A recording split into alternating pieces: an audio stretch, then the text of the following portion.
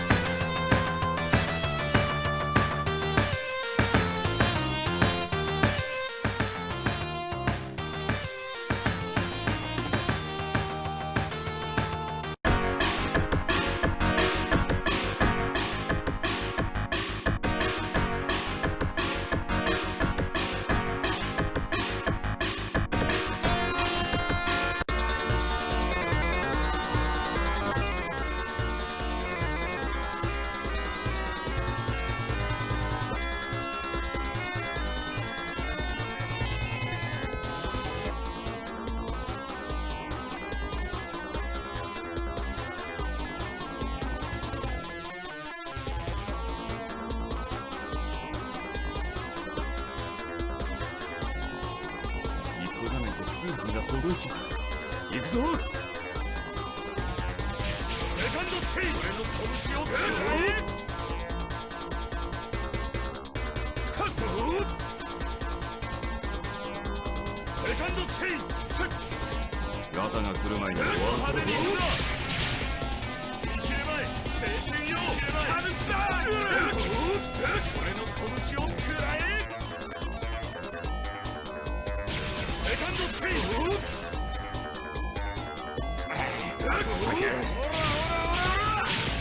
マッハパンチ。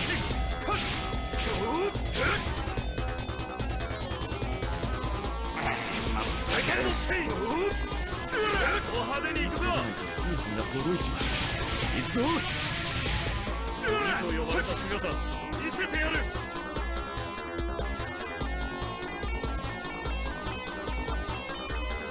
セカンドチェイン。ド派手に行くぞ。いつで決めるぞ。見切れまい。ド派手に行くぞ。見切れまい。What's up, man? I got a bunch of BGM rips set up because I'm tired of the music in this game. I'm not tired of it, it's just I've been playing this so much. I actually need to get rid of some of the stuff in here. See if the shuffle works.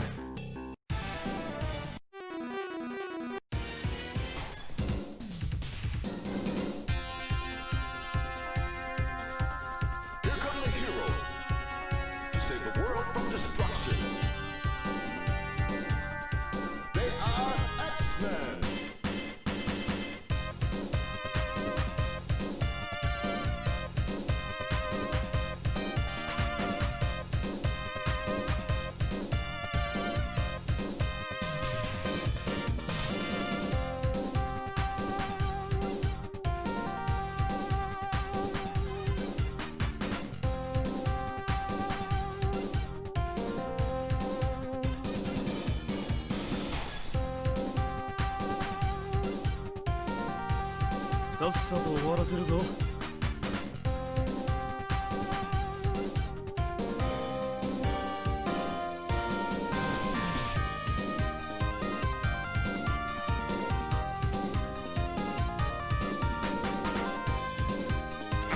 カンドチェイン。俺の拳を食え。こいつで決めるぞ。ド派手に行くぞ。セカンドチェイン。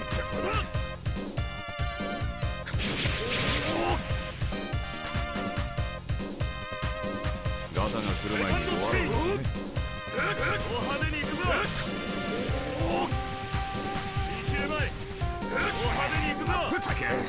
急がないと通販が届いちまう。行くぞ。鬼と呼ばれた姿見せてやる。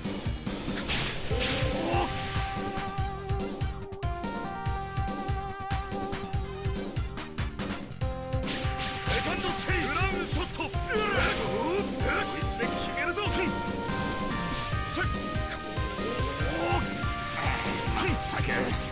めでとう。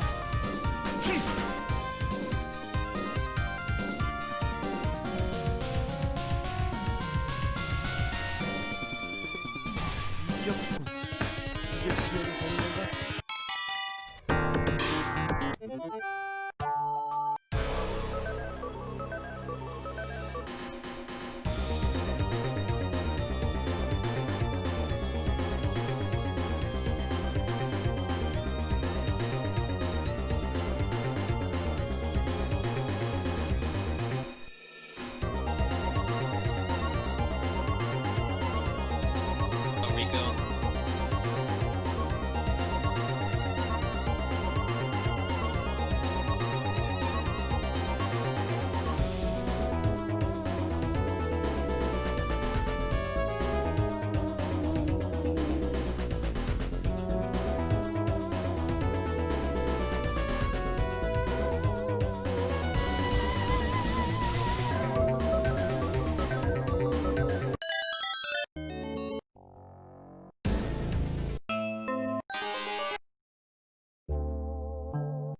さっさと終わらせるぞ。まったく。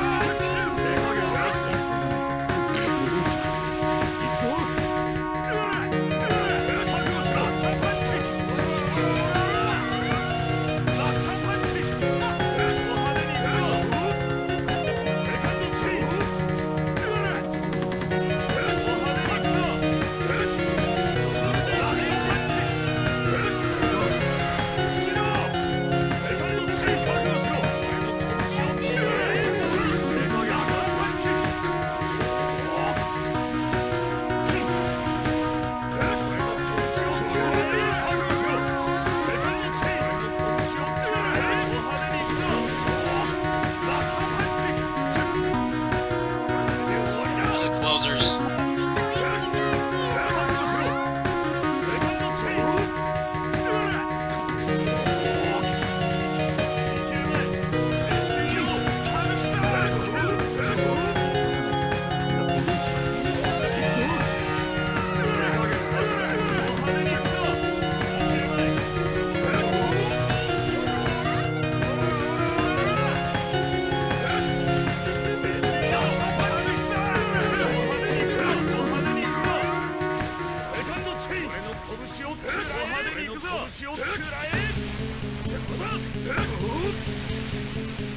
Need to get rid of whatever thing I installed on here, because I don't recognize some of these tracks. There's like too much of it in there. I gotta get rid of it all. It's all from Telenet. DC88 stuff. I'll do that right now, actually. Running the game in borderless right now, so I can operate the app. See what else they've got here.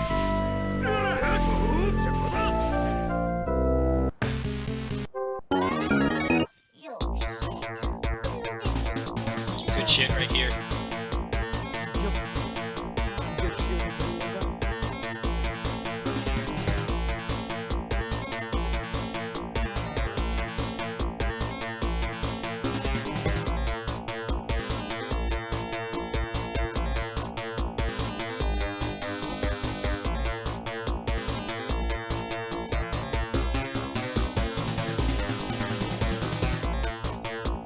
See if I can fix this.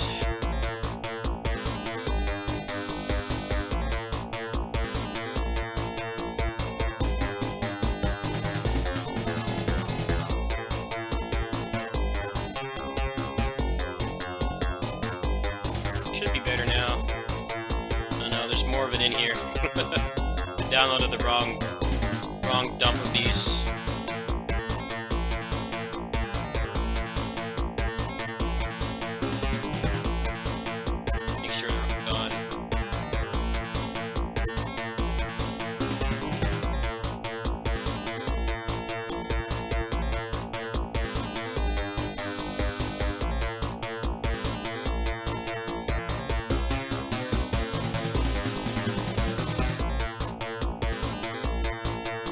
actually just downloaded more. I'm gonna put some more in here really quick.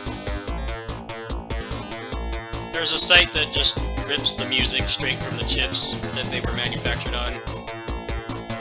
So all I have to do, I have to install a player, and then that's it. Just really take much else.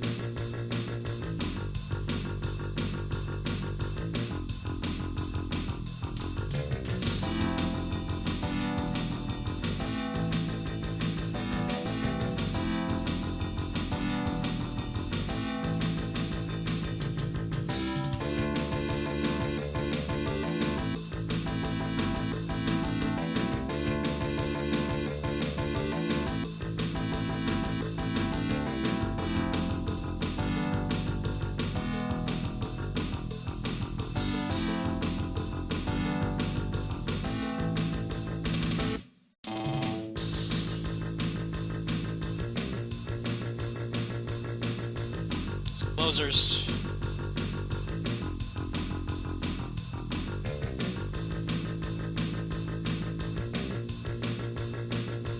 Just setting up my playlist for this. Way better than what I was doing before. It's YouTube takes everything good off there.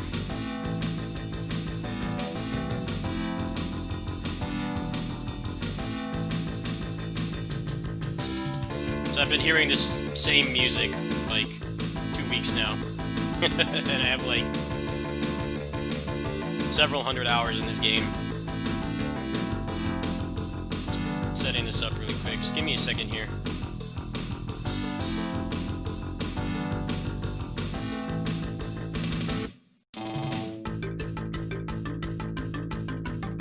There's a site you can go on that just gives you the rips of the tracks themselves from the chip that they were made on, so gets rid of having to deal with YouTube, how they remove anything that's good.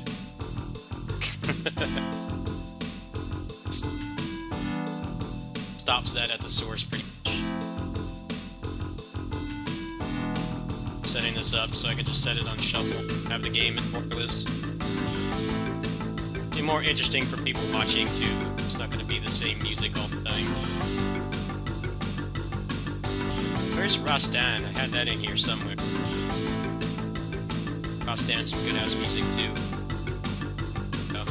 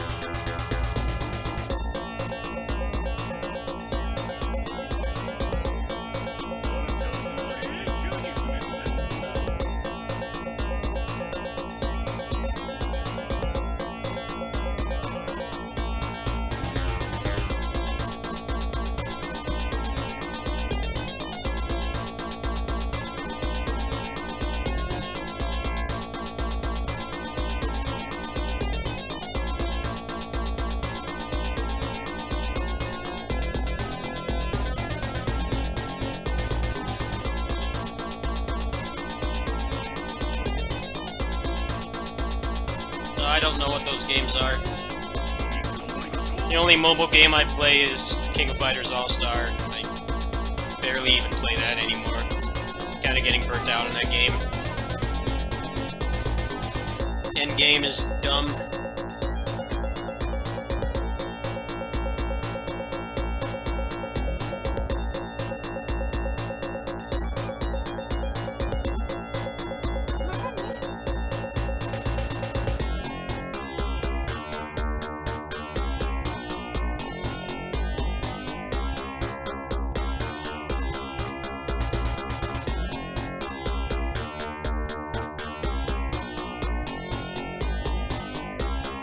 That did nothing.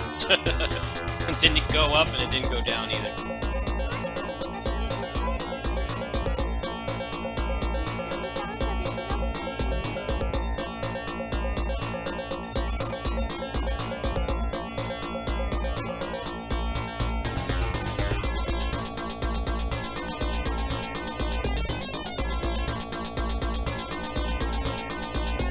Fucking inventory, man. I hate the inventory in this game.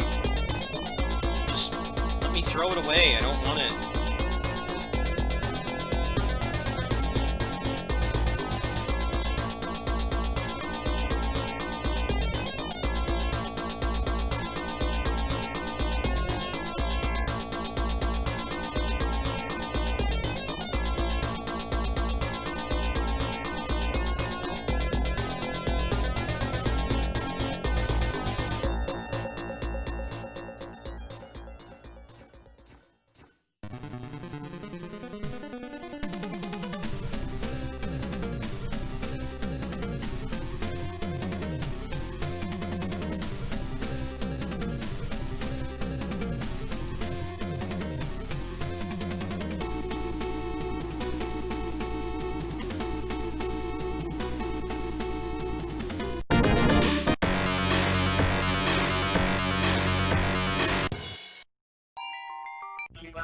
急がないと通販が届いちまう。行くぞ。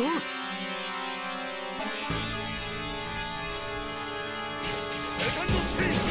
しよう。派手に行くぞ。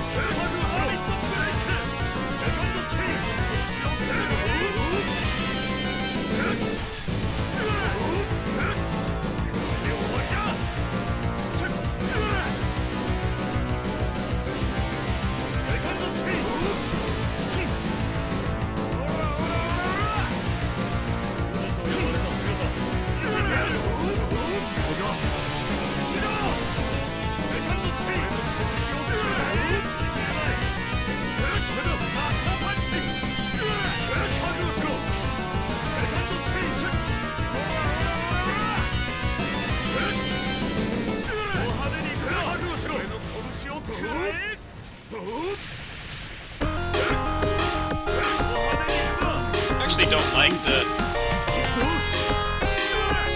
the CPS1 version of the soundtrack. The Super Nintendo one is better. Pretty rare instance.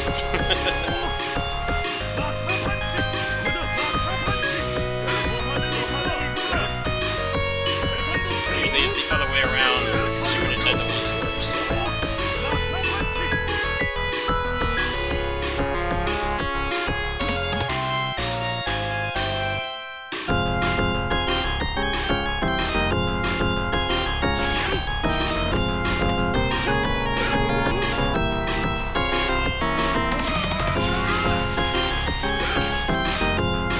Other stuff on here.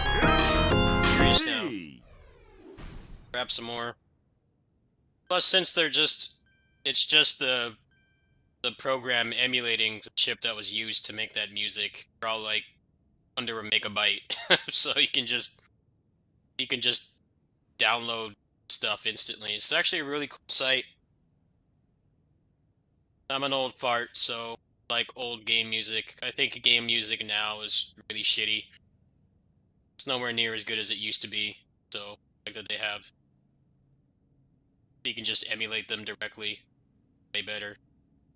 I don't know if they have other stuff on here that I grew up. Plus, these won't get taken down. I used to listen to these on YouTube, but they get taken down like every 5 minutes. I just downloaded like 5 more soundtracks in like 30 seconds. It takes no time at all. Really nice that they have this, especially since music can be preserved. Just dump them all into the player. It takes like seconds just to extract them and then dump them in here. Just found the CPS2. Obviously, a big part of my younger years.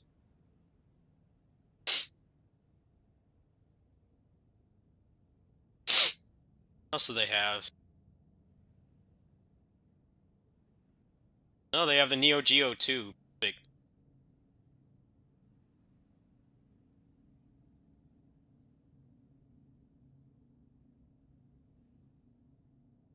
Biggest soundtrack I've downloaded on here is 12 megs. So not actually encoded into MP3. File size is like nothing.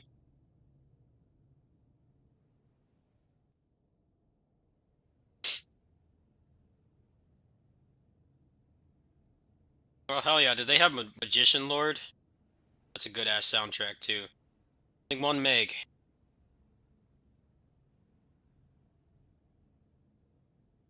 Sengoku 3.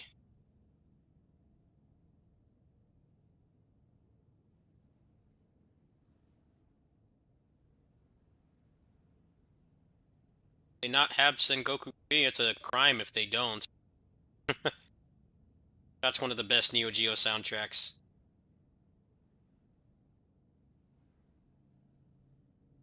Don't see it on here.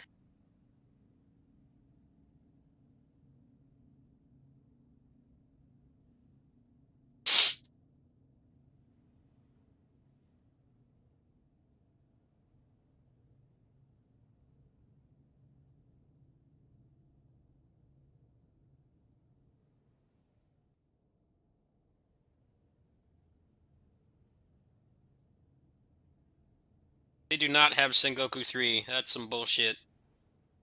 Hasn't anybody ripped that? Amazing soundtrack. What else do they have?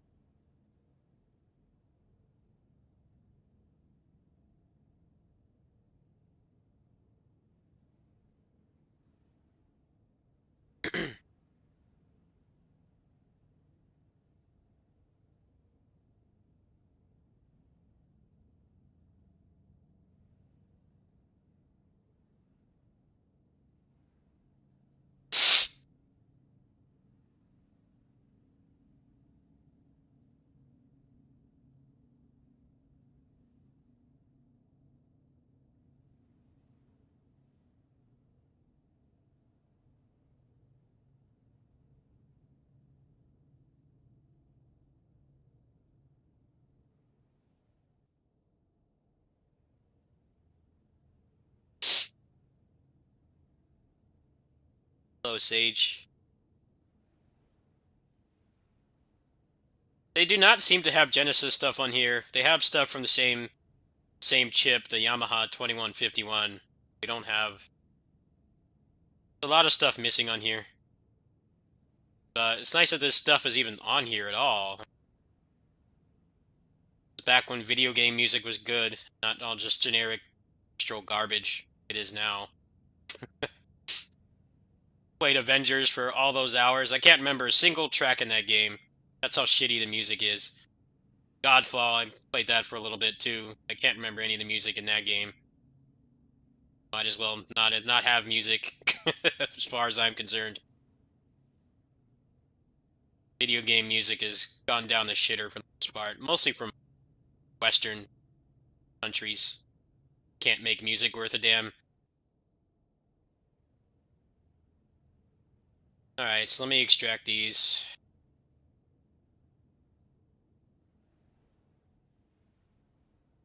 really seamless process.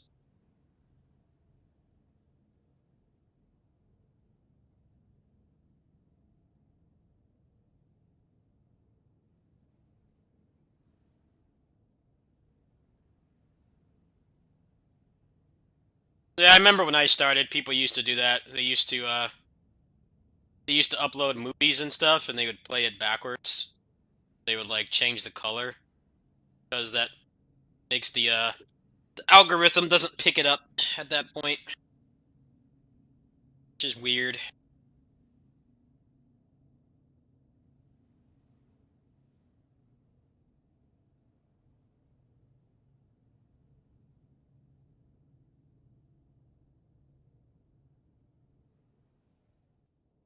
Where do I find what I just added? Because I just added a ton of shit in here.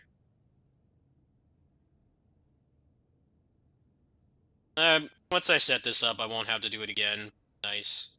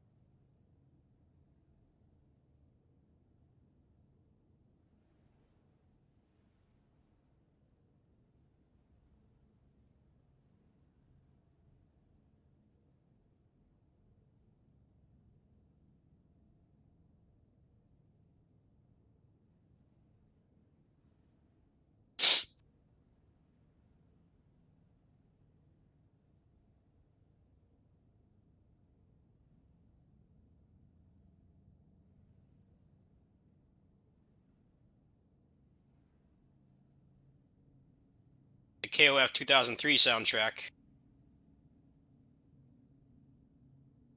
One of the KOFs I played the most. 2003 and 11 I played the most. A little bit of 2000. 13 I kind of skipped because the netcode was booty. Wish I could have played 13, but I was not blessed with the local scene. That game was unplayable online. Classic garbage netcode preventing people from playing.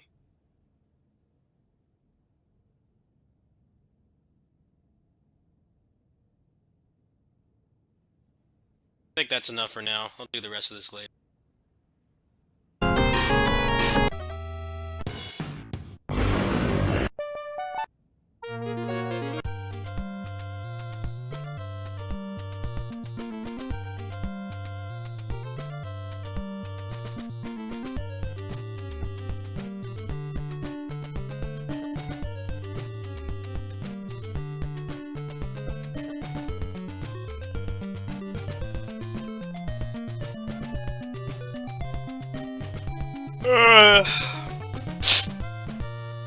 The kitties were lazy today. They didn't want to do anything.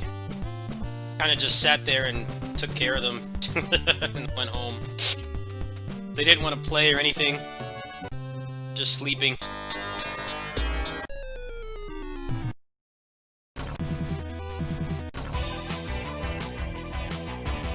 さて、やるとしますか。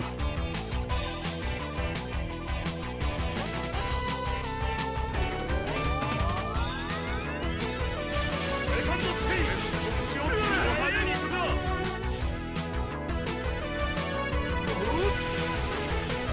派手に行くぞ。決めるぞ。おっと。セカンドチェイン、グラウンショット。DJ 前。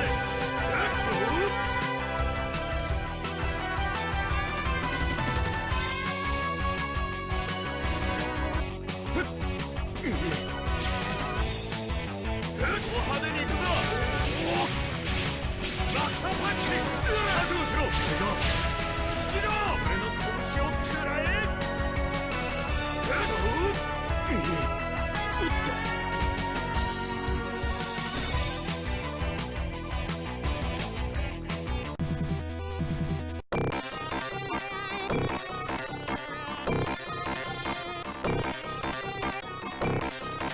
セカンドチェインの拳を食らえカル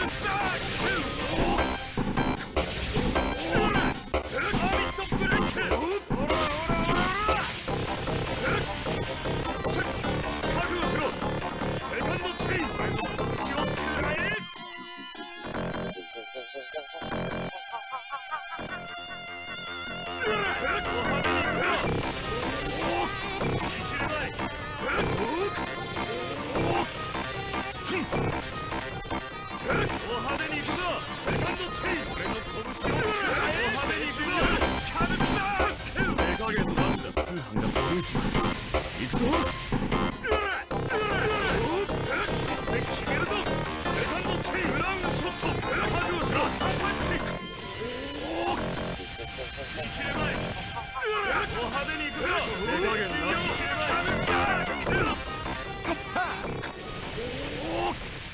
セカンドチェイン覚悟しろマッハパンチ邪魔だ消えろ覚悟しろセカンドチェイン派手に行くぞ七郎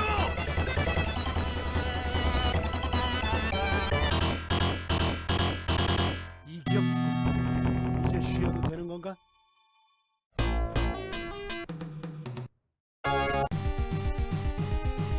Fast track right here. The bass in this shit is hardcore. Kickmaster.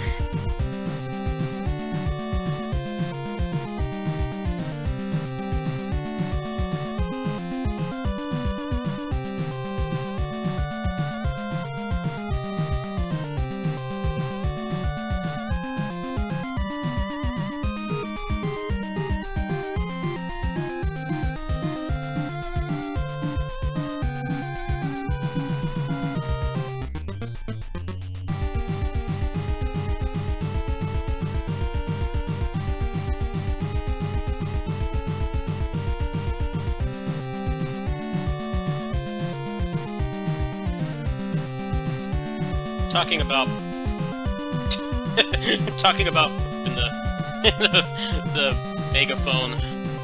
Some weird ass people play this game, man. I don't understand what attracts them to it. Weird shit. Why are they all talking about poop? Are they all like 8 years old or something? I hope you feel better. Yeah, I've been kind of off too.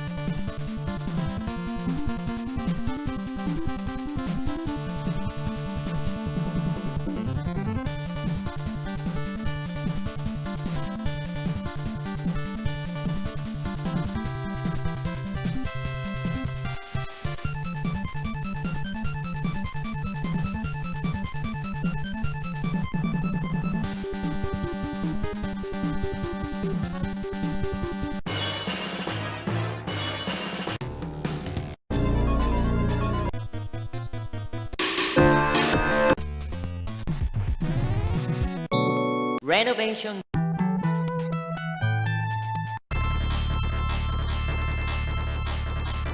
Good ass track right here. Yeah, I'll talk to you later either way. I'm not doing anything crazy tonight. Just playing casually. It's a really good track. Bastan.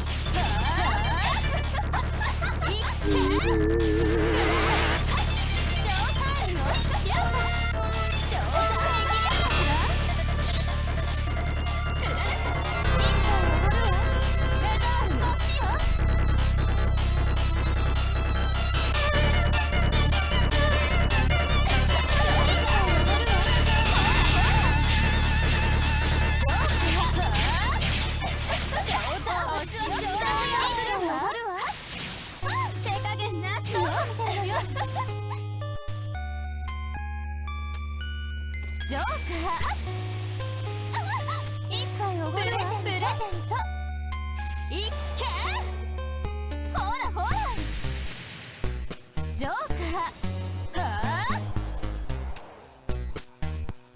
すぐ眠らせてあげるプレゼント吹き荒れろ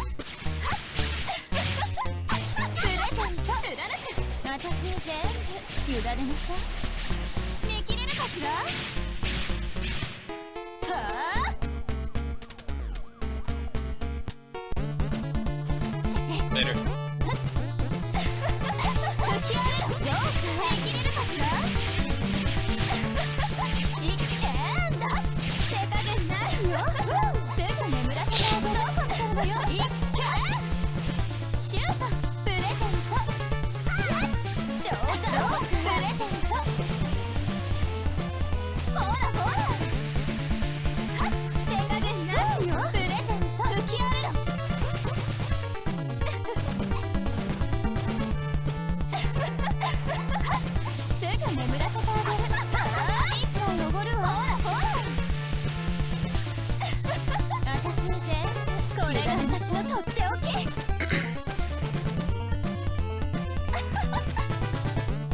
こんなんじゃ物足りないわ。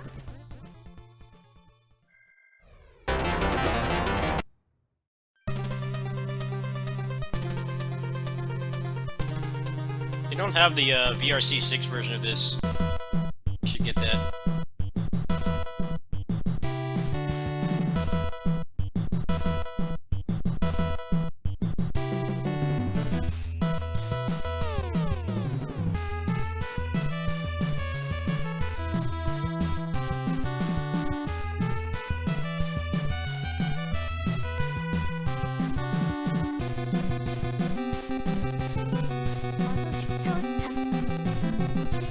Kommen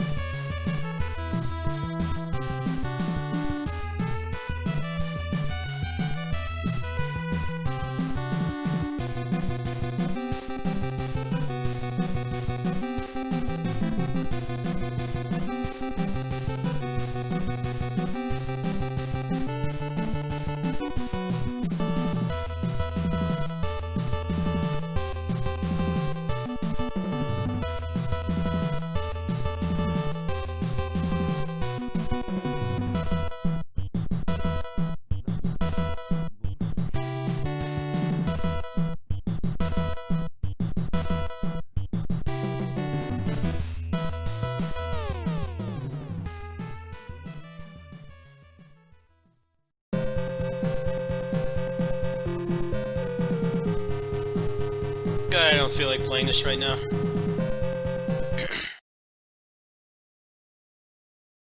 Getting a tad bit burnt out, but not as much as I am with KOF. I'm just like really kind of over that game right now. I don't even really care about the collaboration.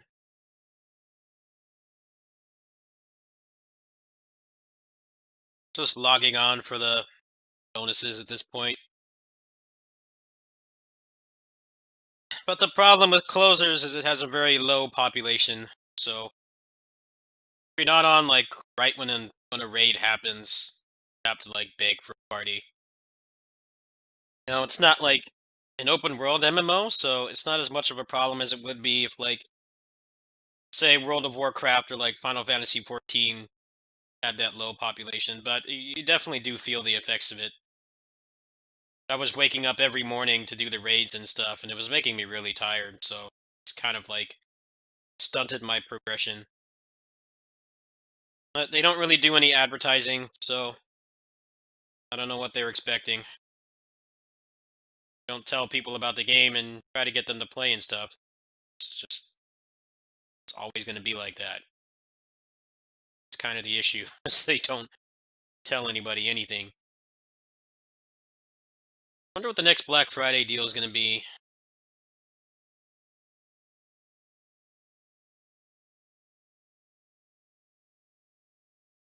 Definitely not as bad as like other games I've played with low population. That there are raid-based contents in the game, so it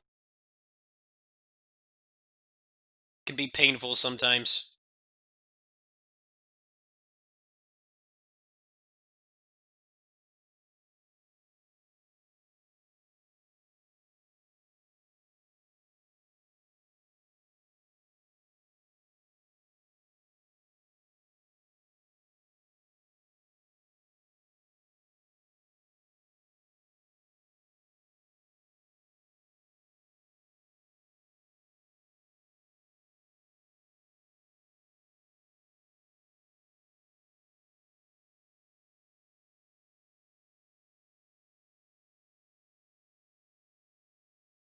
I want to play Hyrule Warriors, but you know that's going to make me sick. So kind of a little torn on what to do right now. But I'm not going to go on about that more than I already have. Just stuck with the game I can't play. There is a Godfall update, but they didn't really change much. It's mostly bug fixes. The only thing I saw was that if you parry something, I guess you can cancel faster. That doesn't really fix the problem, though. The problem in the first place is that you're stuck in an animation for a fiscal year and you get hit anyway. So parrying feels really disjointed and pointless. You don't actually accomplish anything by parrying. That's kind of at least on bosses.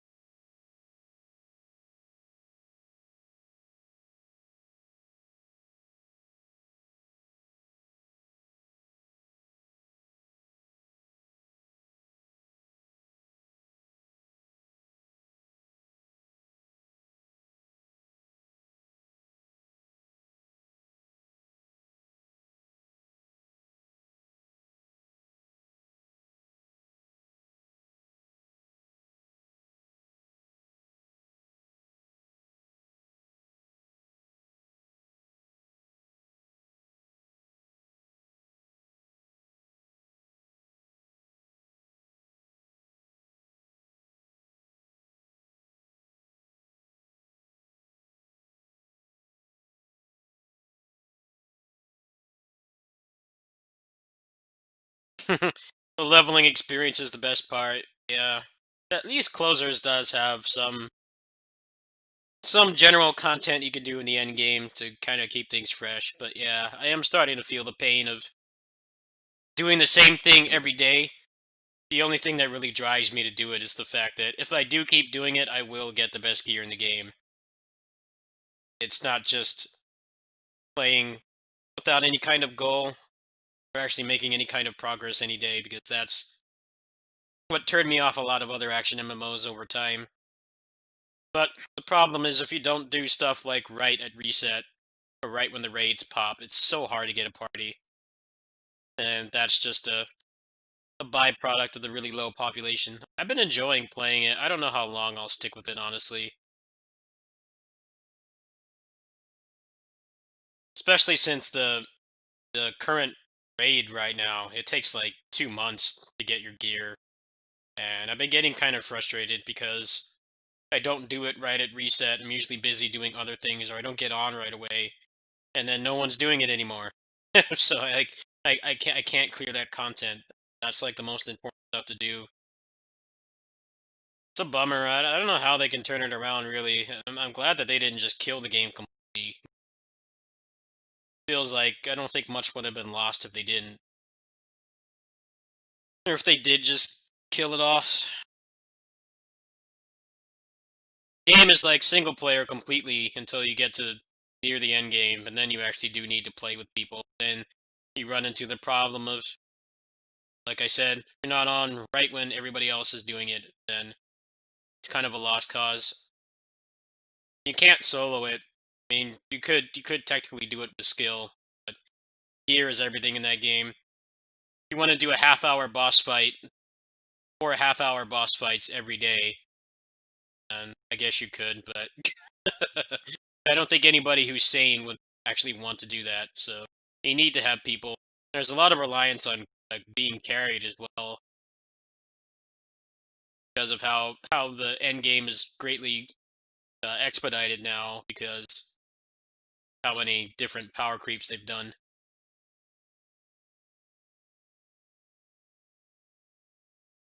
It sucks. I've been enjoying playing it, but I definitely am getting to the point where it's like I can't progress unless I'm on at an exact time. The game's obviously not designed for that. It's supposed to be like, as long as you're not doing it like right before reset when everybody's already exhausted their attempts for the day, you should be able to get a party. But due to the low player base, it's not working as intended. I mean, you really only need to find up to like 12 people to do something, so it's not as bad as like it would be if like Warcraft or Final Fantasy 14 had a really low player base. But you definitely do start to feel the effects of it. I'm kind of getting to that point right now. That's why I'm looking for something else to play. It's kept me occupied for about a month now. That's pretty damn. I don't know realistically if I can stick with it. I'm starting to get frustrated. Like, I didn't do the raid right now. I was busy doing other stuff, and now like no one's gonna be on.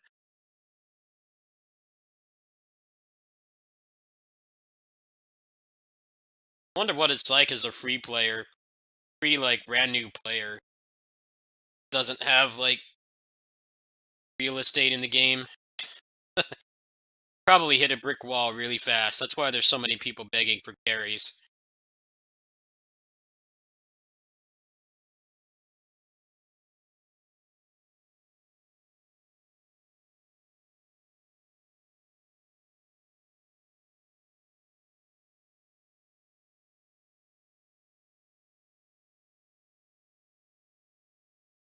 Alright, let me see if I can fix this. If not, I think I'm just gonna take it easy tonight. Holidays are pretty depressing for me. You know, my mom's alone, my dad's alone. I don't get to see anybody. I never do in the first place, but the pandemic has made it worse. My aunt passed away too, so it's just kind of been rough this year. Obviously for me, it's been hard too.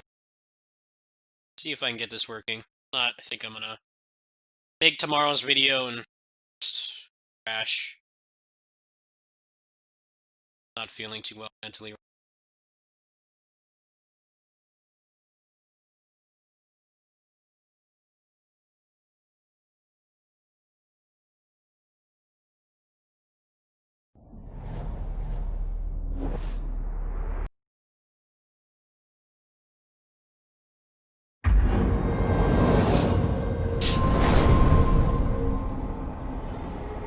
The journey so far.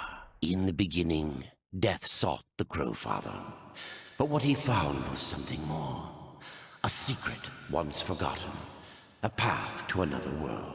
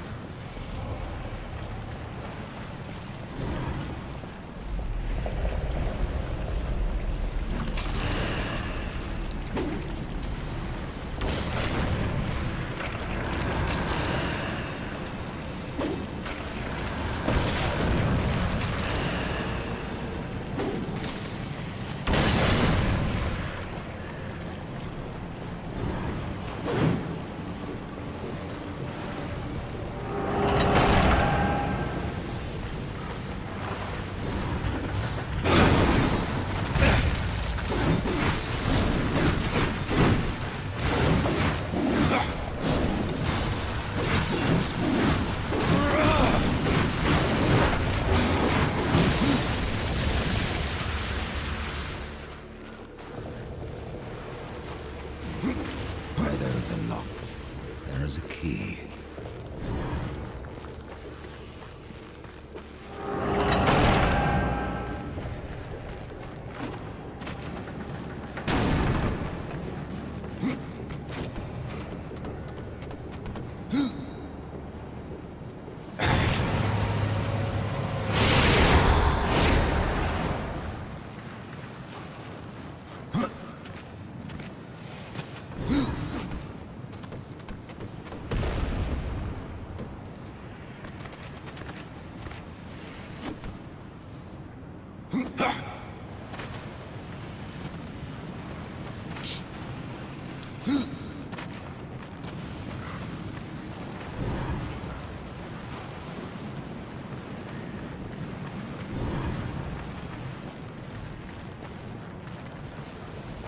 I think if you're just a new player in Closers, you're just legit stuck. Like, there's nothing that you can do. Unless you want to do 20-minute boss fights every day, which no sane person wants to do.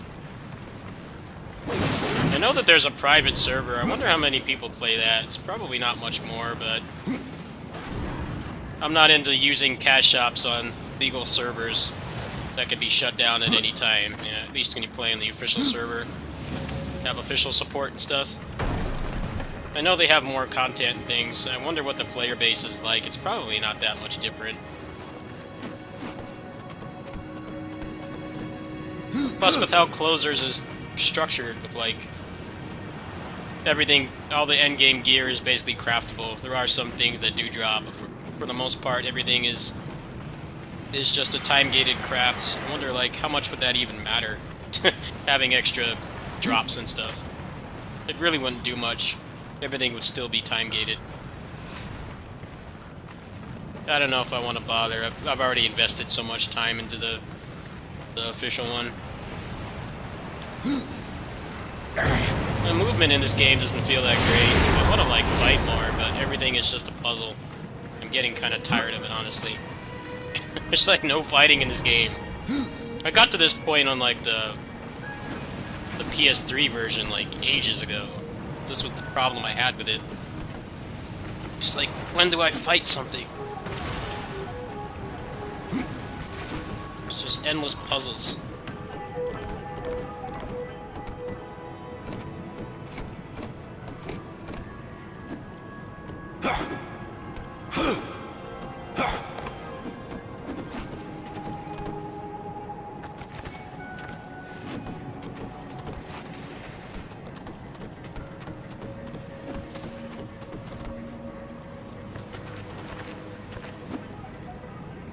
Oh, why can't you double jump, dude?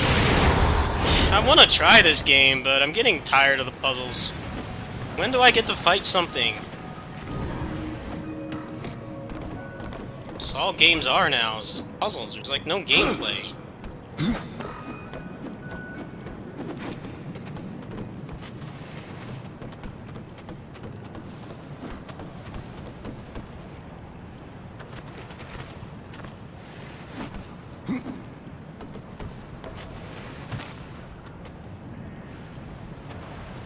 No!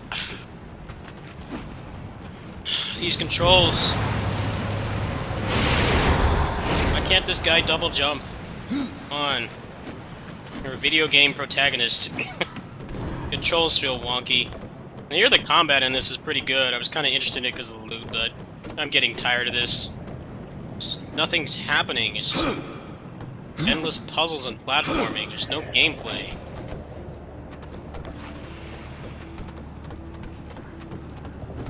It's just padding. Controls are really clunky. He doesn't go down when you tell him to.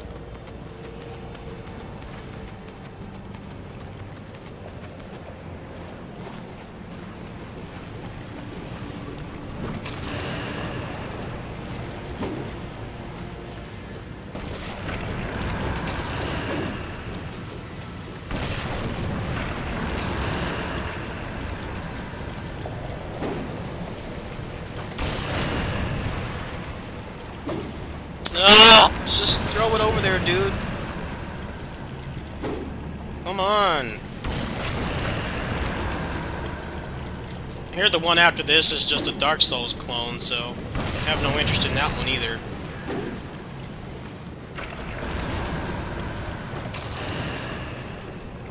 Can I fight something, please? God, this game is just puzzles non-stop. When is gameplay? And he runs so slow, too. That's what's really turning me off as well. He runs like an obese smoker.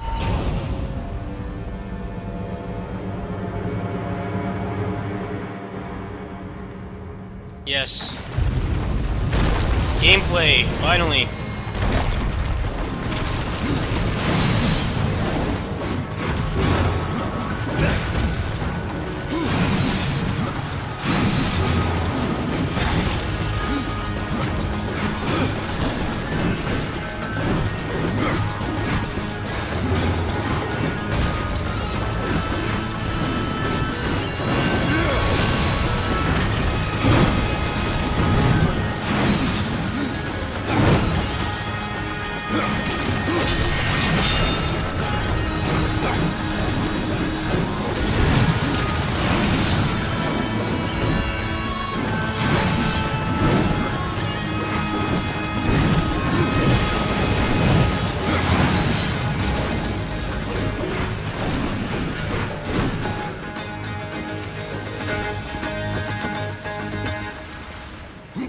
Why is he so slow? He's supposed to be like nimble and fast, and he runs like 2 miles an hour. Why doesn't he have like a sprint button or something? Faster. Really slow.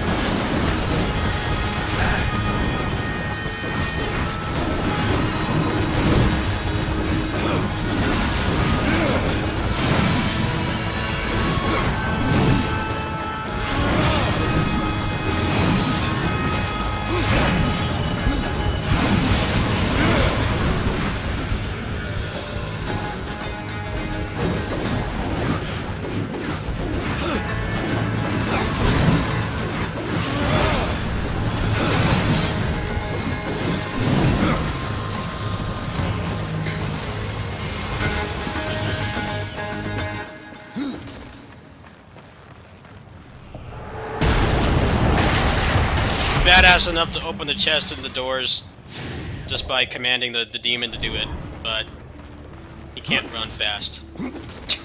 he's too slow.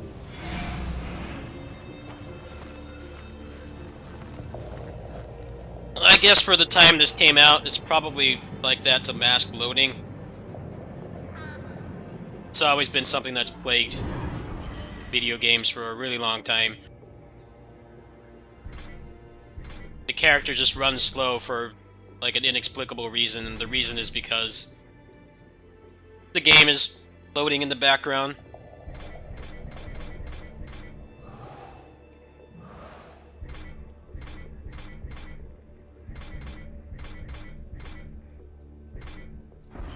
If I can change the controls. Sport does not have many options. You can't, like... You can't toggle the lock-on. That's what feels really decrepit about this. You have to hold the button down. You can't just toggle it.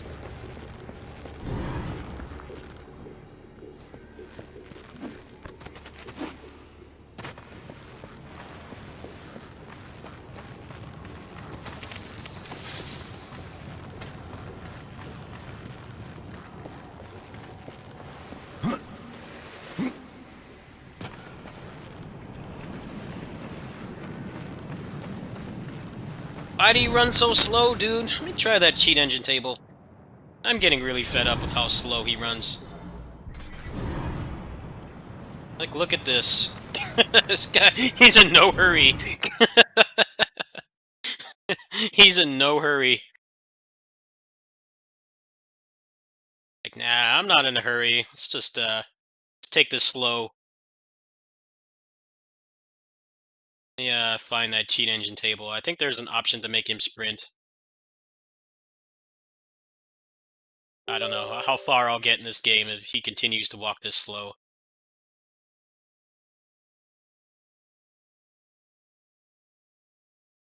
Alright, what do they have in here? I don't want to, like, cheat at the game at all. I just want to, like, make him run faster.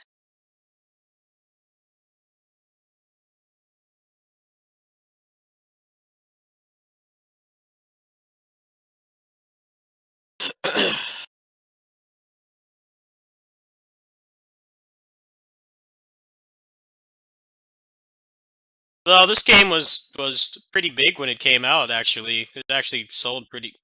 I don't know if how well it sold, but people actually really like this game. People say this is the best Darksiders. I've never really played any of them. They're all kind of new to me. But what's really turning me off is how fucking slow he is. Like, why does he so slow? It's probably load time masking, but it's a real buzzkill, personally. Combat feels pretty good, especially for a Western-developed game. I actually know the person who designed the combat in this game. He used to be an old friend of mine, way back when. So that's kind of why I was interested in trying it. I remember being pretty excited that, you know, they actually got somebody who knows how an action game works back at the time, but I never really had the chance to play it. They keep selling this game for like $4, so why not? This is no place for a horse. How do I use the potions? I don't know how to heal.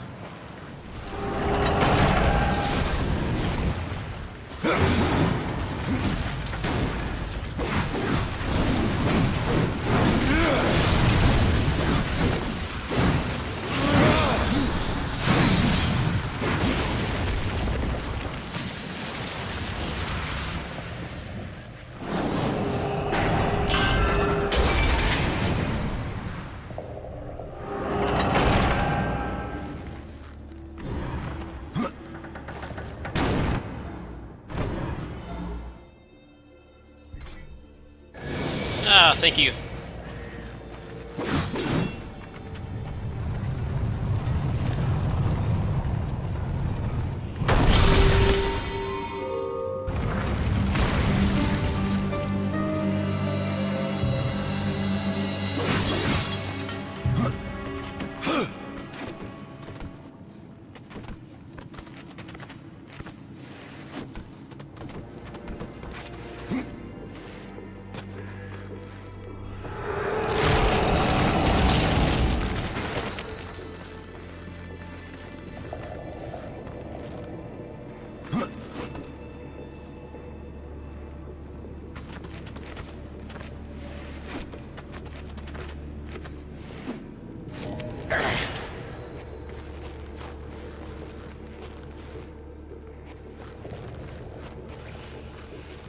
Go.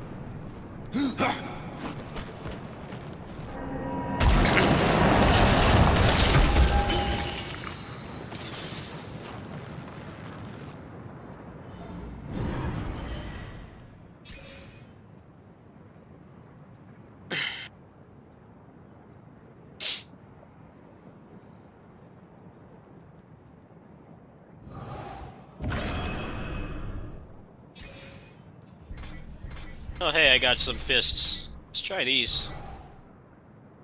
I think those are fists. Nice.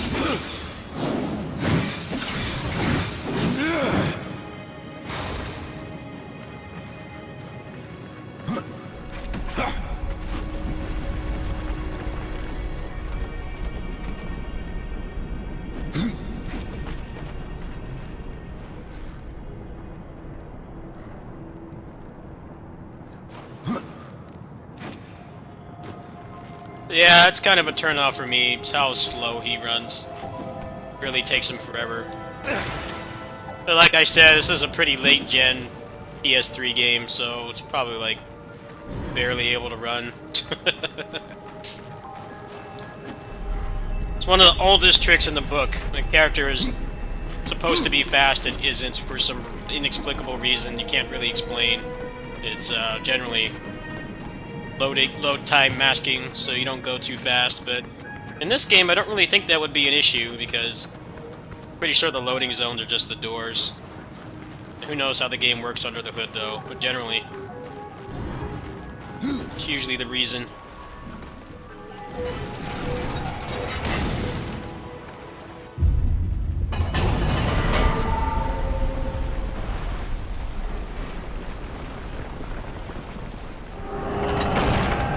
Alright, get back here now. Cool.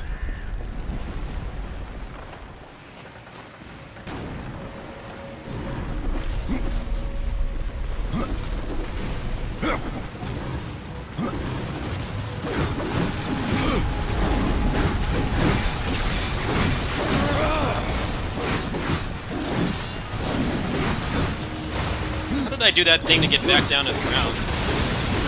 Do that. You do like this? No, you can, so you're not completely reliant on the Helmbreaker. I was gonna say, I think the hammer would be better, because it just gives you a Helmbreaker, but they actually give you an innate Helmbreaker in this game.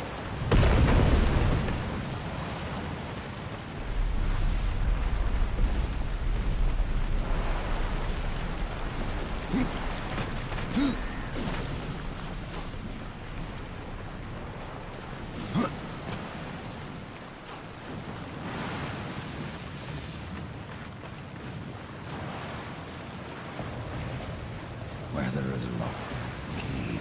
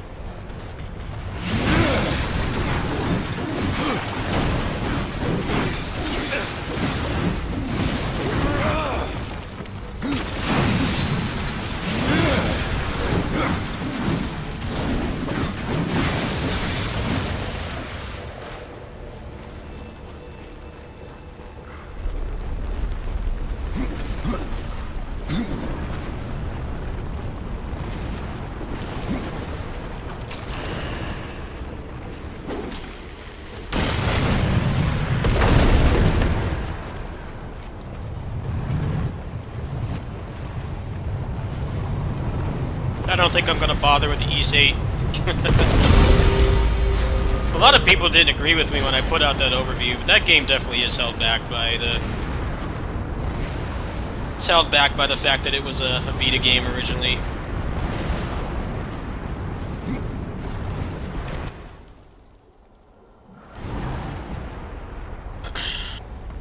I hear Ys 9 is relatively good. I don't know if it's better than 8. 8's a really good game. It's just... You try to play it like a modern 3D game, you're gonna be really pissed off a lot. Because you can't navigate in a way that makes sense. You're always gonna be having to go the exact loading zone that the game wants you to. You can't think logically.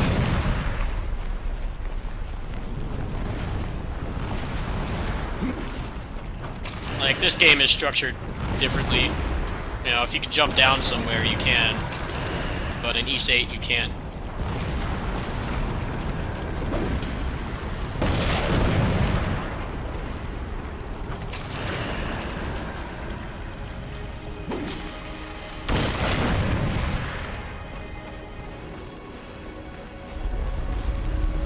Come on, dude, you can't just double jump over here, dude, you're a wimp.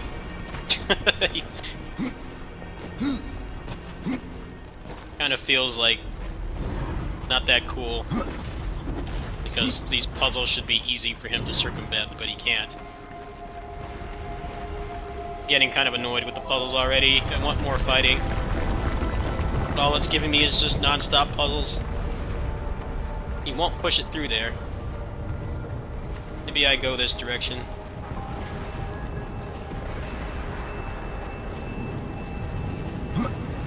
Run faster, dude, come on.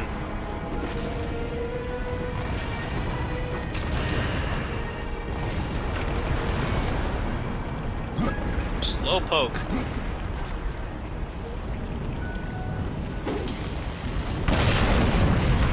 Oh no, that would make too much sense.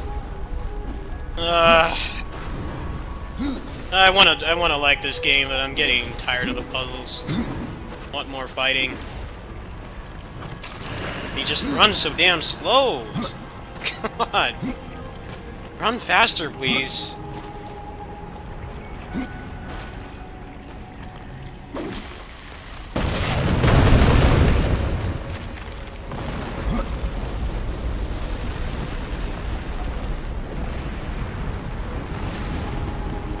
I hate puzzles. I just want to actually fight. I want to fight, but he's so fucking slow.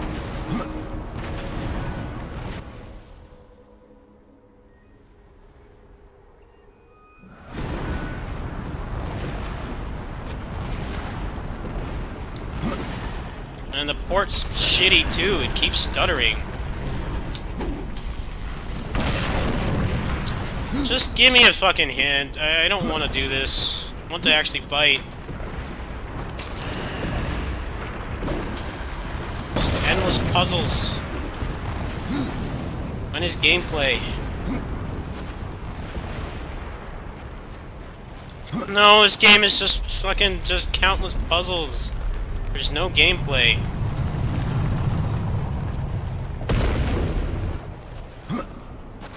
That's all games are now, is just fucking talking and puzzles and padding. Just jump over there, dude. You're a fucking wimp. Come on.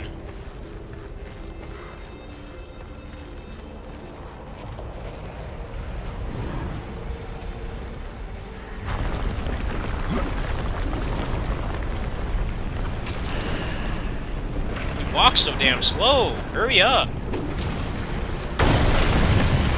What does that do? That just makes that go away. No, I guess I have to put it over there. Go faster, please.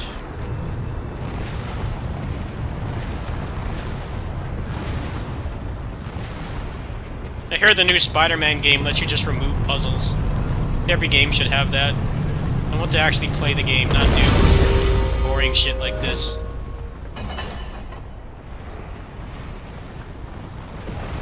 I have to go over there. Walk faster, dude. Come on.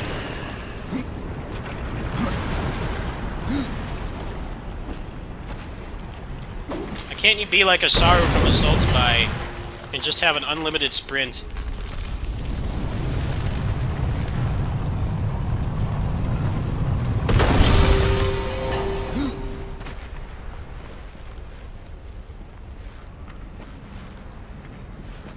I know, the slow walking is what I hate about this game so far.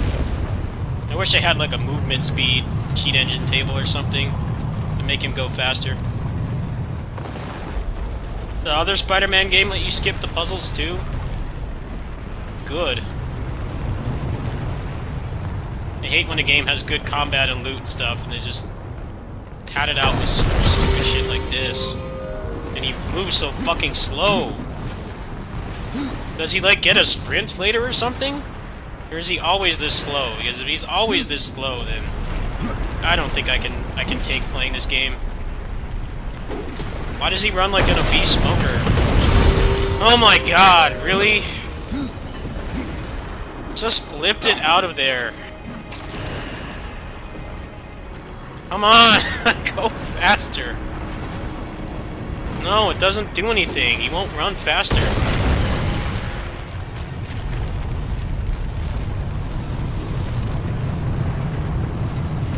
Stuff is just padding. It's not like it's hard to solve. It's just he's so fucking slow.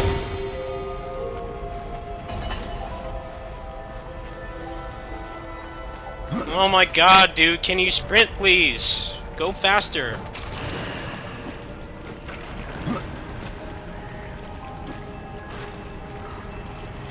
Stuck on this for like 10 minutes because he's so goddamn slow. Come on, just push it. Kick it over there. Do like a punch or something and just do it automatically. Go!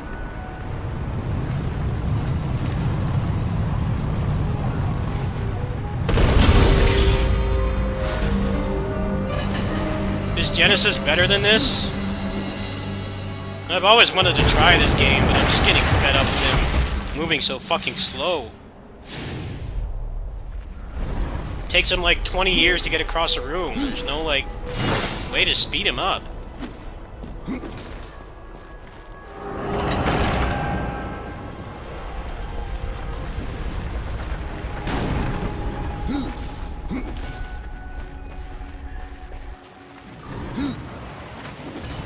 Come on, bozo, run faster, you dipshit! When do I get to fight something? They're just non-stop puzzles.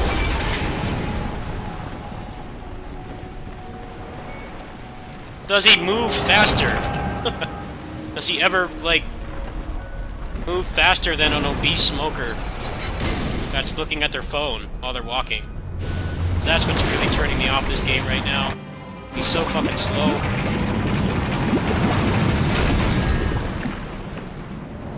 He can't, like, double jump or anything. He can't double jump or sprint. Time is of the essence, then move faster.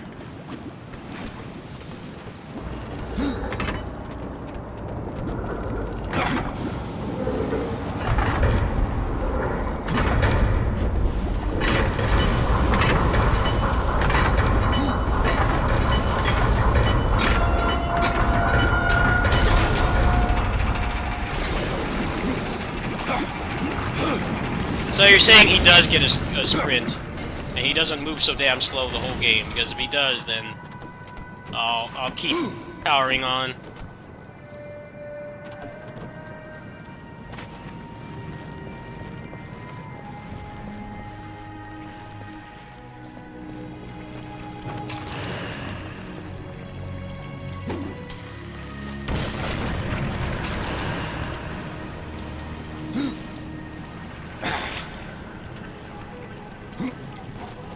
No, you can't do that either. You can't just double jump.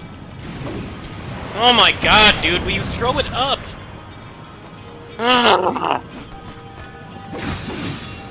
This is agonizing to play. If he could just fucking double jump or air dash or had any kind of interesting platforming, this would not be hard. He's so slow and he sucks at being a video game character. He wouldn't fucking throw it up, so now I have to do this again. Slow-ass walk.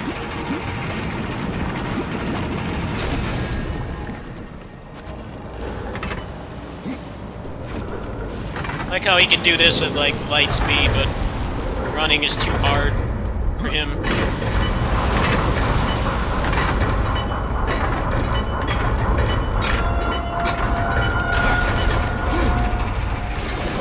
Takes him a fiscal year to get across a room. It's too hard for him.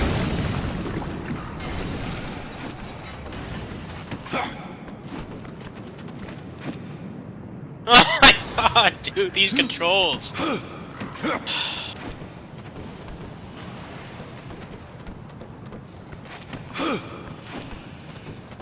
Well, I heard the third one is just a Dark Souls clone, which is already not interested in that.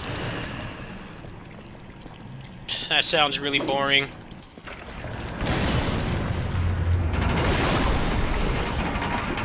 I hear a lot of people don't like the third one because it's just fucking Dark Souls. Sounds dreadfully boring to me. I found this for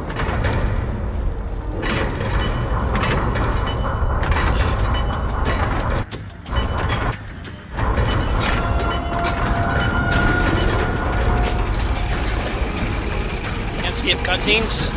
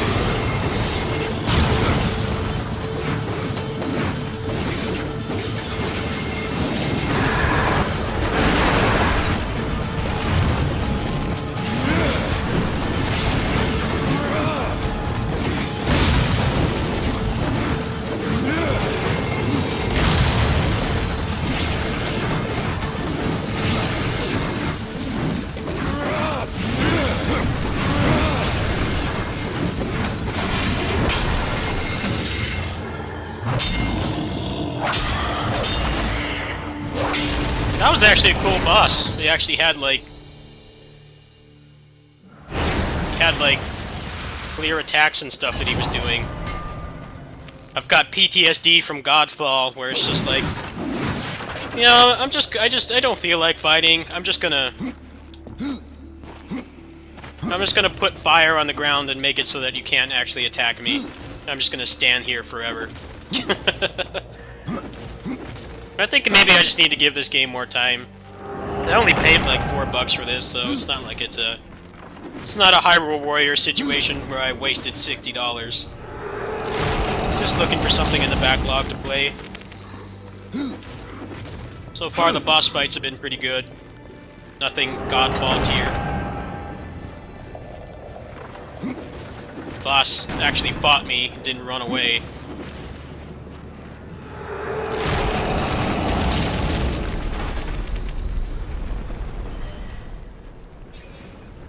It's funny. Anytime you mention, like, on the Godfall Reddit,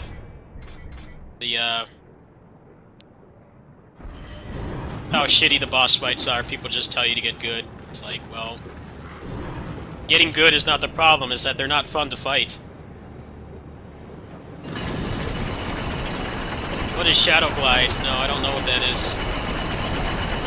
I don't care about spoilers. I've seen the speedrun for this. Do I get, like, a a sprint later on or something? Just tell me now if there's like a faster way to move.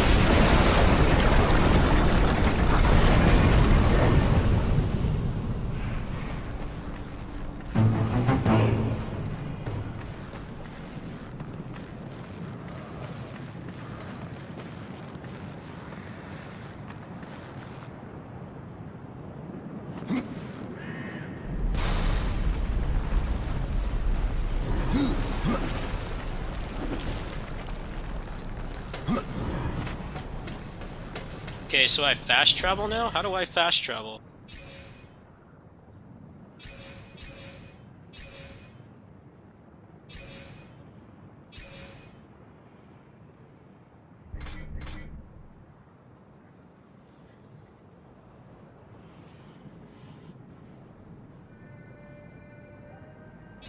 I don't know how to fast travel.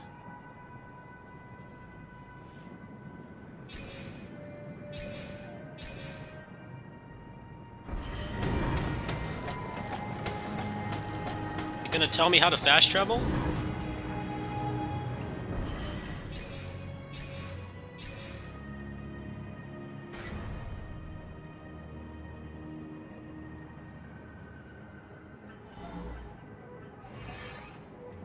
Okay, so I'm done here, right? I don't have to go back. It says to go back. I don't want to get stuck in.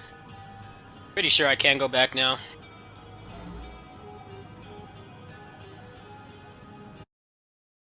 Yeah, last time I played this was ages ago.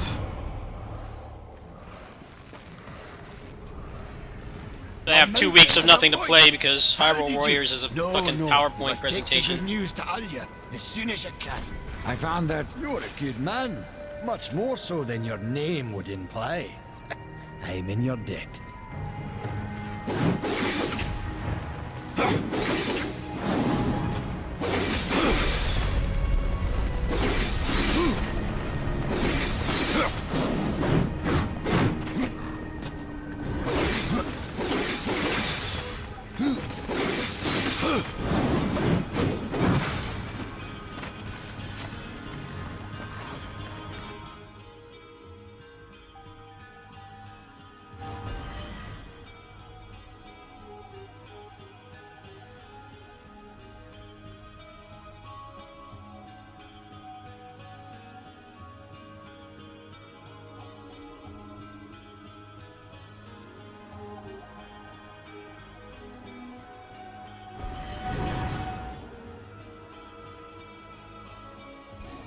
How do I get him to go back? No.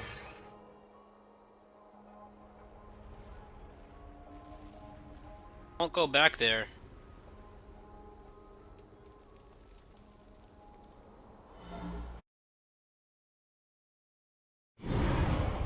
No! How do I get the fuck out of here? This interface is so archaic. How do I just get him to go back there? He won't do it. Thank you. Jeez, like, it just didn't work for some reason. So I really don't get a sprint. I might just drop this game then. He moves too fucking slow. Why is this shit like Zelda, where he just take 10 years to do anything?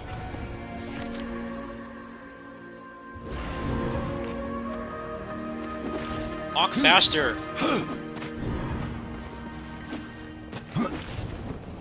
I can see how this game is good, but he moves too fucking slow for me. And yet, you know what awaits. I'm not your... Aye, help us in the meantime. Please give me a sprint.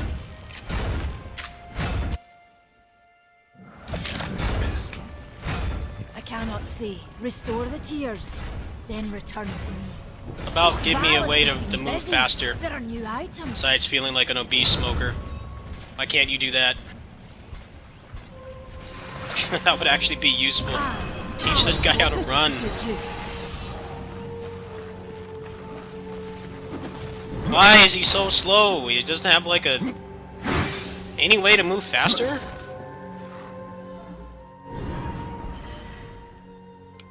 Don't like slow video game characters. Move fast.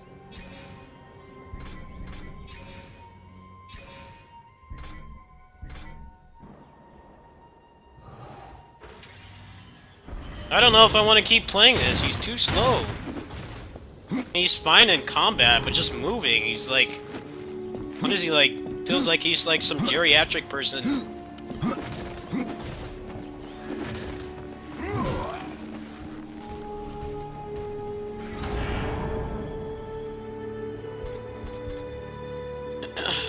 Godfist.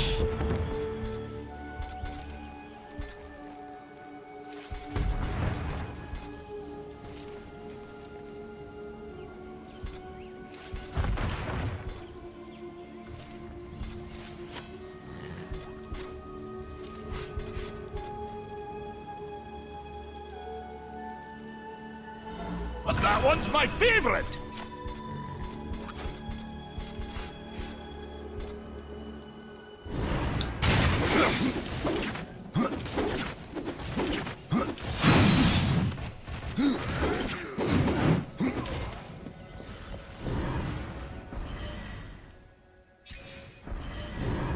I don't know if I can keep playing this. He moves too fucking slow. It's like controlling a sloth. Faster, please. You're a video game character. In a big world. Can you please, like, speed it up? Not take, like, a fiscal year to get across one room? I like how they remastered that. That would have been, like, the first thing to fix. Add a sprint button.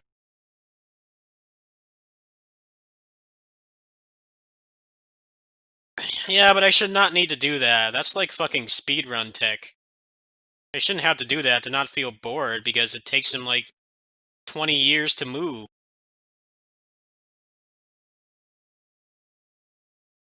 I wish it was like East, where you just have an unlimited sprint button with no stamina, and the character feels really good to control. You're not just stuck walking around slowly. That shit's boring. It feels like it's padding. How much of that game is just waiting for his slow ass to actually get over to where you want him to go? That was what annoyed me about the puzzles. Every time I did it wrong, he has to healthily jog over there instead of just doing it in a timely manner, like a good video game protagonist. He's fine in combat, but when you're moving around, it's just like, he feels like a tortoise or something. Like a beached whale. Why is he so fucking slow? I do have Darksiders Genesis as well. I haven't really touched that game either.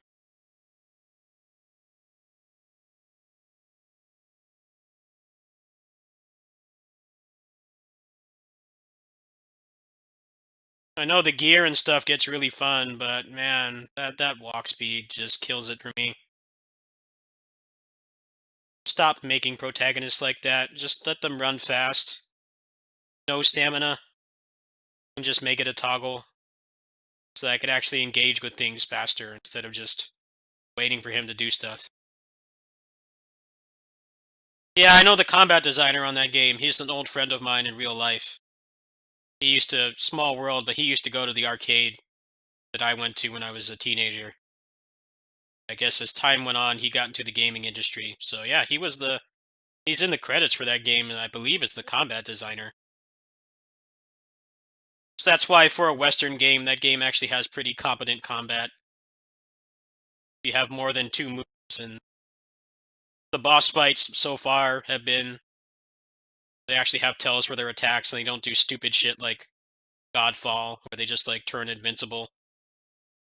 Or have like an overshield that's more health than their health bar, and they don't just stand in fire pools forever.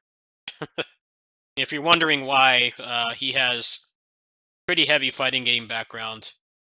He used to play a lot of Guilty Gear and King of Fighters and stuff, so he actually understands how like combat should be.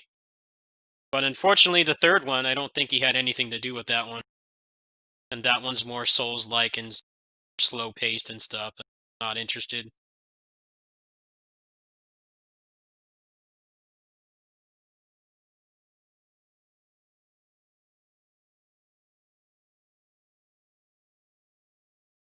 I think with Darksiders, they keep trying to do something different with each game, and it's like you should probably just stick with one thing and just iterate upon it. It's good to have innovation, but feels like people like the combat in 2 the most. Like 2 is the one that people seem to like the most. I'm an outsider. I've never really played any of them for more than a few minutes, but people like 2 the most, and 3 is pretty divisive because they tried to copy Dark Souls. There's already a ton of clones of that game, and none of those games interest me in the slightest. So I don't think I'd bother even trying that one. I might give that more of a chance though. It's kind of fun. If I could find a cheat engine table to make him walk faster, I think I would probably would finish that game.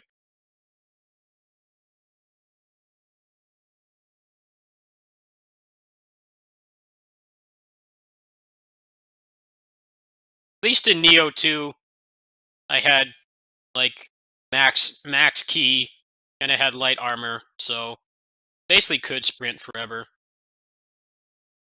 Moving wasn't really a problem in that game. I was really looking forward to the update for Godfall, but it's mostly just bug fixes. I didn't really see a point in coming back. I was already playing the game on easy because I hated the boss fights. It's like I probably could make some really cool builds in that game, but when none of the enemies are fun to fight except for like 20% of them. I just kind of had to ask myself, like, what's the point? It's fun to make builds and stuff, but if the enemies you're interacting with aren't fun, there really is no point. They really dropped the ball on the enemy design in that game. I could tell they had like no experience doing that kind of thing.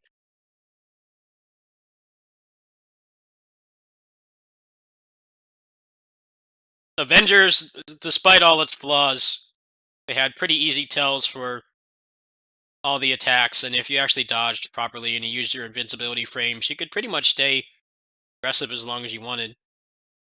You know, the enemy design in the game is boring, don't get me wrong, but it's nothing like a Godfall where they actively prevent you from interacting with the enemies.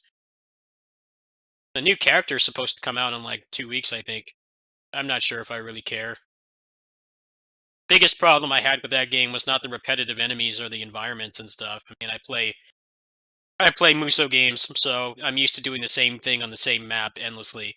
That part didn't bother me. It's just that the gameplay loop felt broken because the loot was so bad.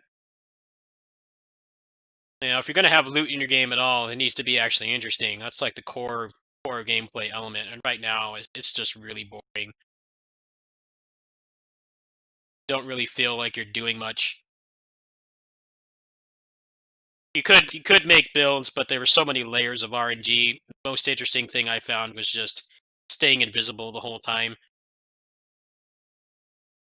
Being able to use the active moves more often. That was about as interesting as it got. There wasn't anything like set bonuses or synergies or anything. I mean, there were some synergies with the affixes that are currently in the game, but it wasn't enough to really keep you playing. They keep saying the loot rework is coming soon. You should have had that shit done like months ago. It should have launched with better loot.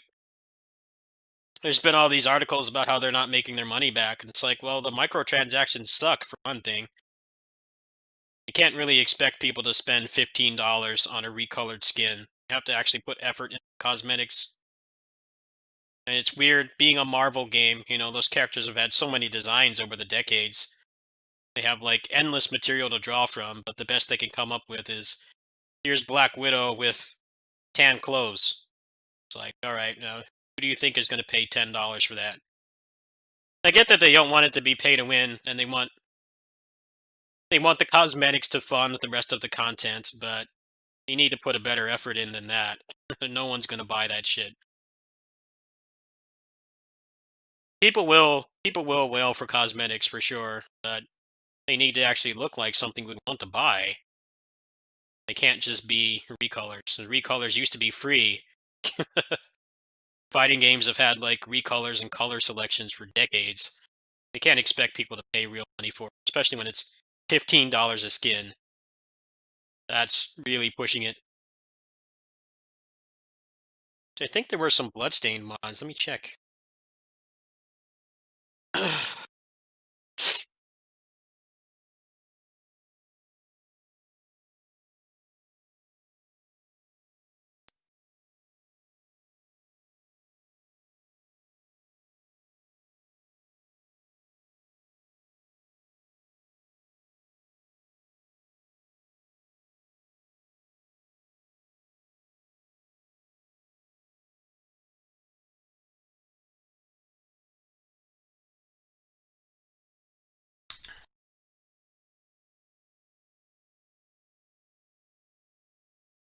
There's actually some Hades mods too I wanted to check out. Let me change scenes here.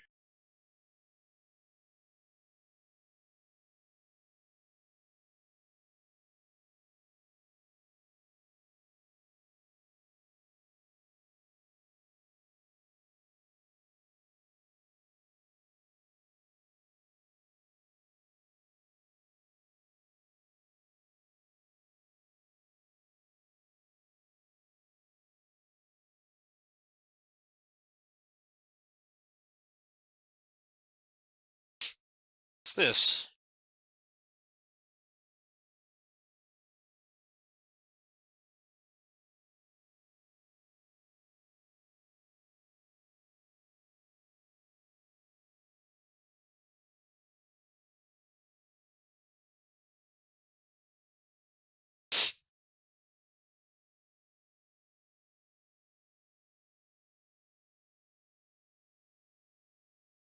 This actually seems pretty cool.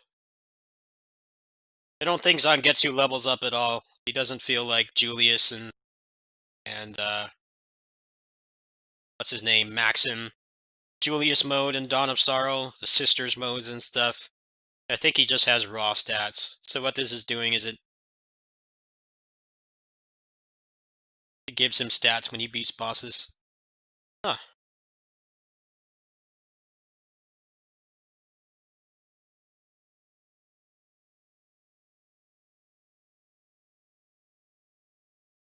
Mods definitely make this game a lot better.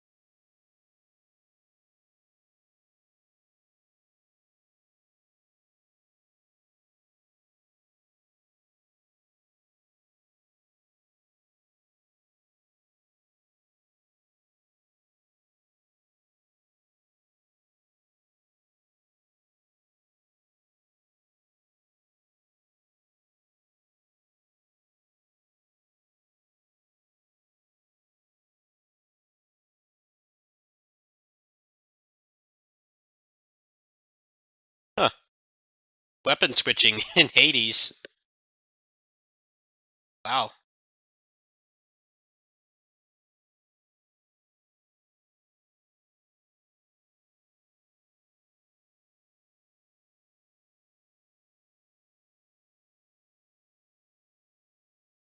Yeah, they did make Remnant from the Ashes. My friend who was the combat designer on Darksiders 2, he did something on that game. Probably would be harder to tell because it's just guns. Not really a whole lot that can be done combat-wise with guns, but he did work on that game as well.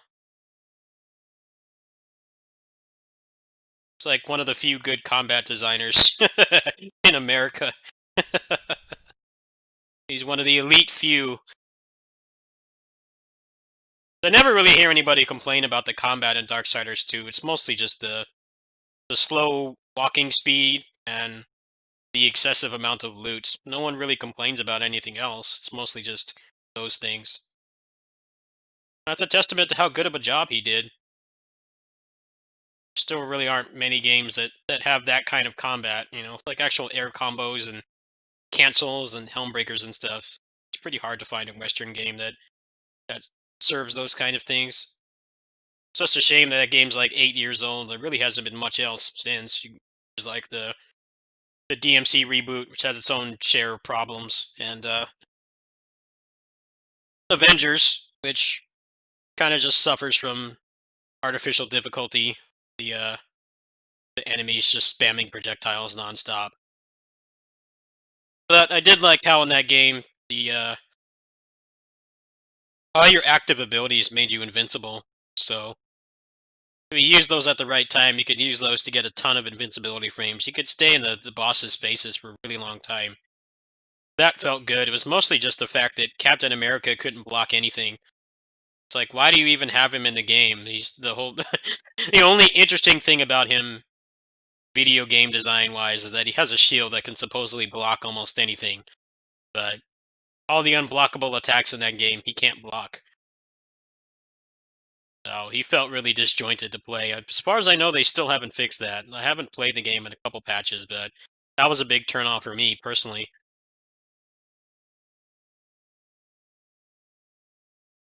But after playing Godfall, I definitely appreciate Avengers a hell of a lot more.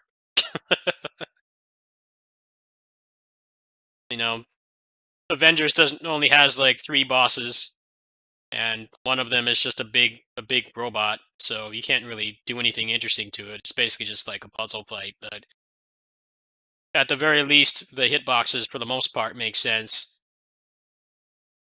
And the dodge cancel feels really responsive. And like I said, if you use your actives and you have them able to recharge fast enough, a lot of times you can just really stay in their faces. And that's where Godfall really falls apart, when you actually try to be aggressive, like how they market the damn game. That's marketing bullshit if I ever saw it. And I remember the first time I played that game, I'm like, why is this guy just crapping out fire on the ground and then just standing in it? You can't do anything. The fight just comes to a standstill, and sometimes they really do just stand there. There's nothing you can do, because the damage over time is not something you can ignore. It will just melt away your health bar in a couple of seconds, so it's not even worth engaging them. You have to wait until they come out of the aura. I feel like they had a decent idea of how to make a melee-based game, but there's just a lot of small things wrong with it that just make it not fun to play. Which is a shame, as it shouldn't be that way. If you're going to make a melee fighting game, don't make enemies that prevent you from actually fighting. I'm not daddy's girl.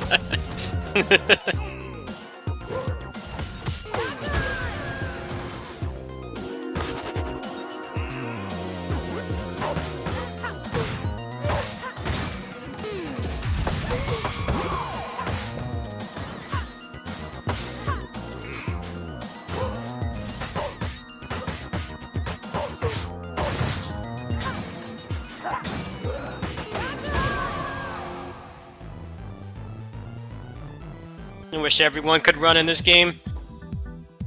Hope that's coming with the DLC. Just give everyone a run, please. This game has Darksiders 2 syndrome. Everybody walks like an obese smoker except this character and Adam. Hunter family are the only ones that can move quickly. Everybody else is a beached whale in this game. Definitely don't agree with the people that want it to be slow.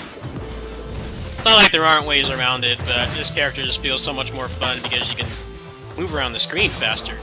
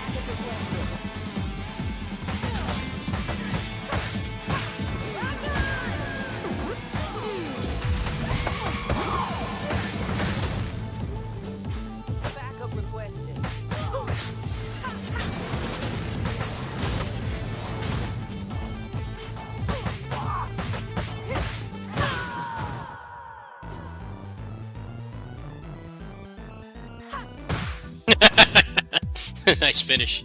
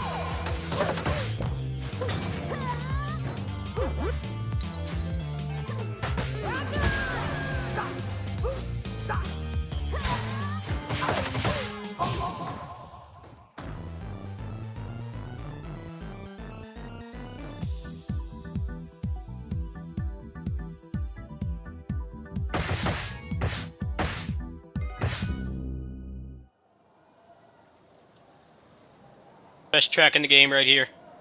I don't care what anyone says. This and the elevator. Best tracks.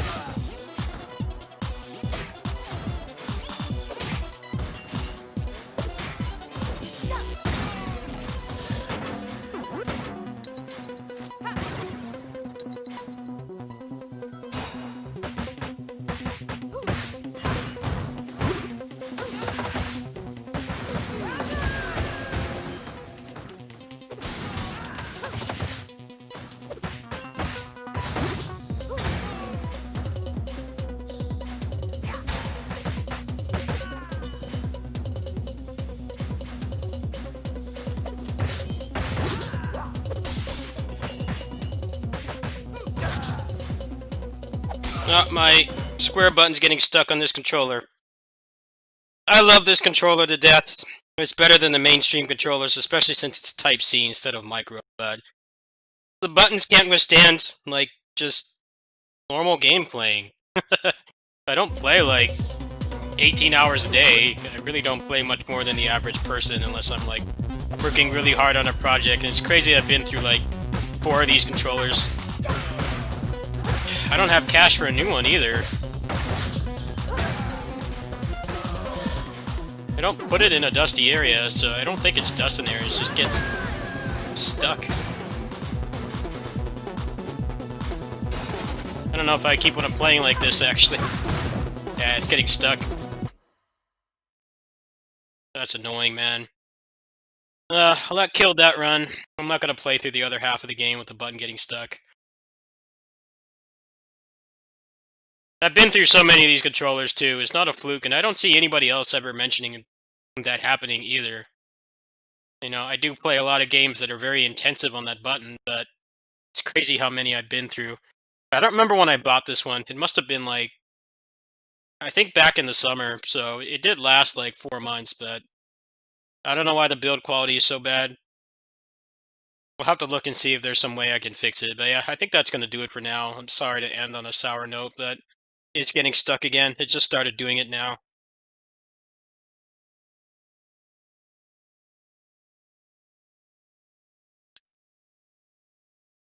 Yeah, and I don't have any cash until the 1st, so I'm just gonna have to deal with it for now. I might do another donation drive for when I did that last time this happened. No, it's an 8-bit OS and 30 Pro Plus, which I like for 2 reasons. One is the D-pad is really good.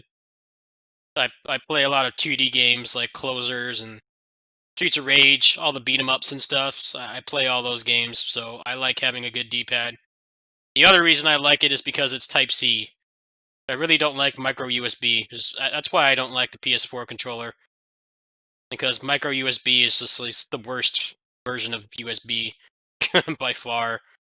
Because the end of it is too fragile. When you have it plugged into a controller, it starts to get bent over time.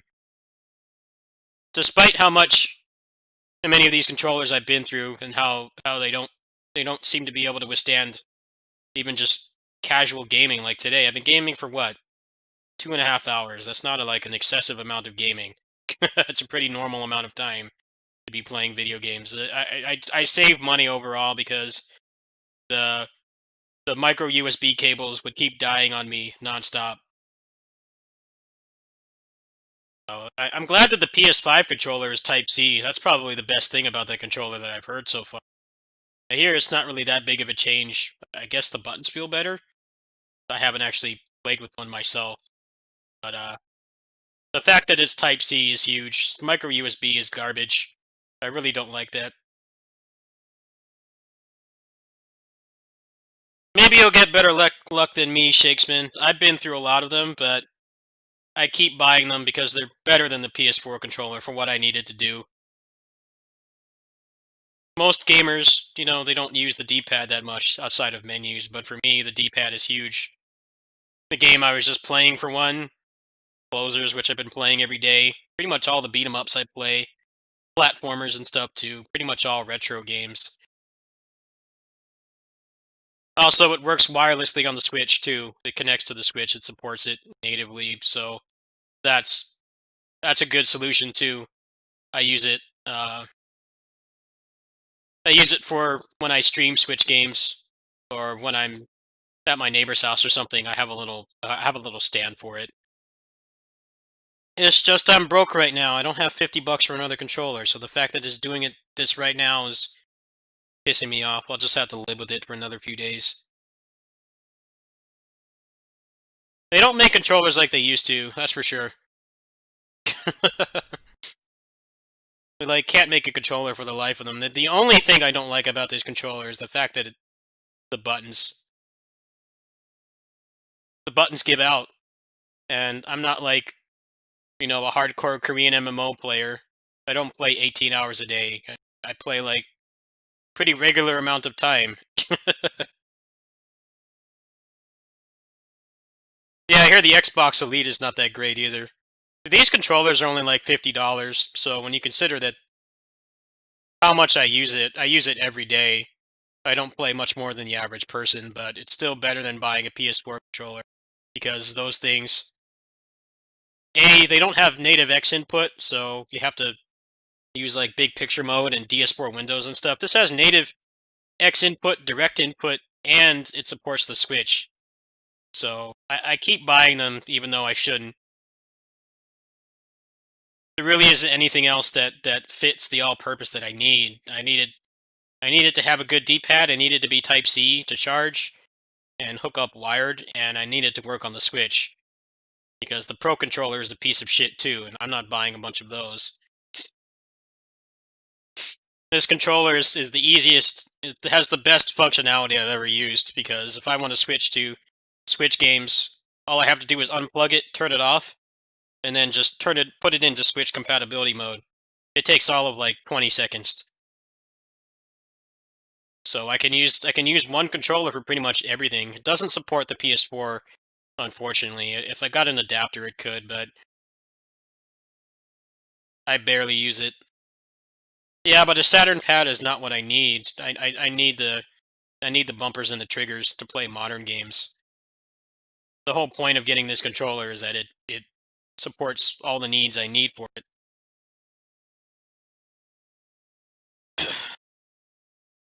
It's a bummer. Maybe I'll do a donation drive tomorrow. Try to raise like $50 to get one. You guys funded it last time. And let me check. When was the last time I bought this? I think this one lasted longer than the last few I got. I'm checking my Amazon right now. Apparently it's lasted longer than 3 months. They go back to 6 months.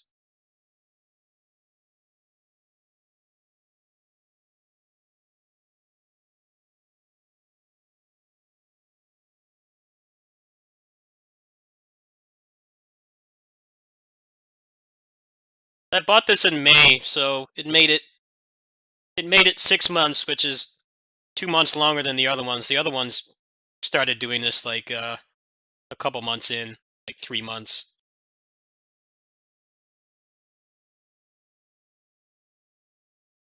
I don't know if they'll let me return it. Yeah, the return window closed in June. Rip. No, the fact that it lasted 6 months is not bad. 'Cause I've been through PS4 controllers that have died that quickly. The button gets messed up, and I just don't like buying those things because they're so fragile. The build quality is really bad. The D-pad is not even good, and it's Type C, which is a deal breaker for me.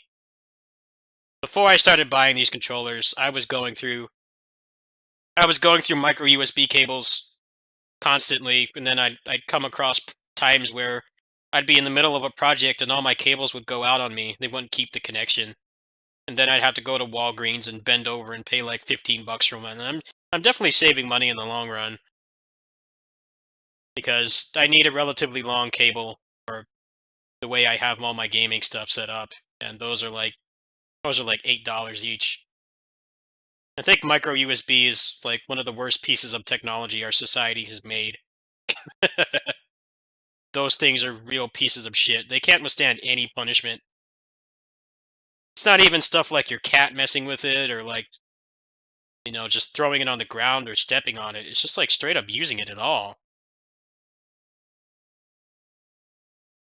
You can get them at the dollar store, but they're really short, so they're really only good for like, something on your desk. You can't really use them for anything else. But as you can see here, last time I bought it was May 19th, so it made it almost 7 months. I'm just gonna have to put up with it for now. Let's see.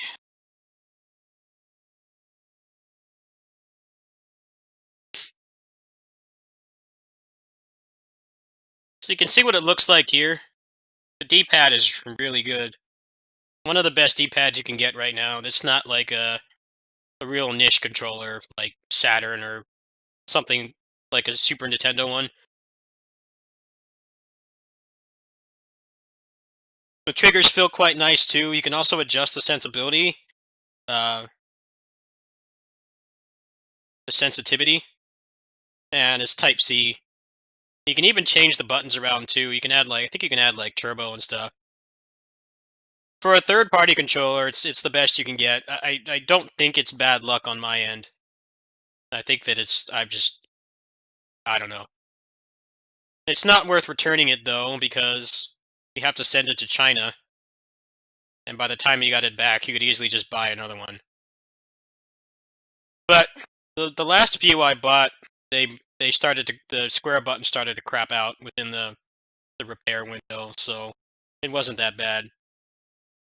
Like I think I paid like $10 for this one after the credit they refunded me, so I'm not too worried about it. It's just happening at a time where I can't just open up my wallet and buy another. I'm curious what see, it supports Windows, it supports Bluetooth,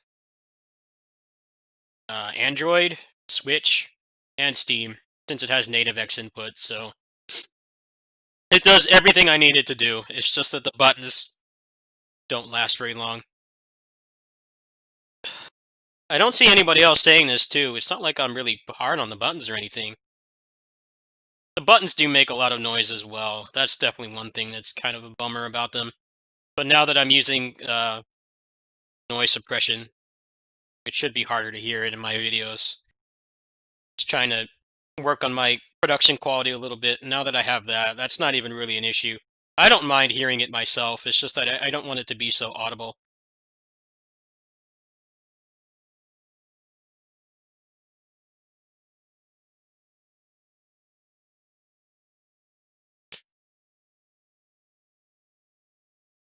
Yeah, I don't get incorrect inputs with the D-pad. The D-pad's been fine. It's only the face buttons that just don't last that long. I'm wondering if anybody else is mentioning it or if I really just had like terrible luck with these. It's the only thing I don't like about it.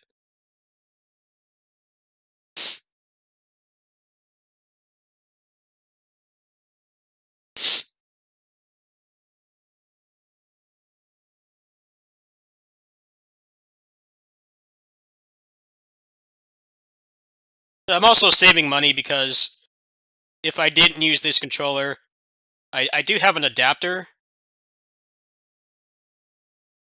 I do have an adapter that I can use my PS4 controller on, but it's micro USB, so it's really shitty. Best Buy sells this for $50 and will sell you a 2-year replacement plan for $11. Really?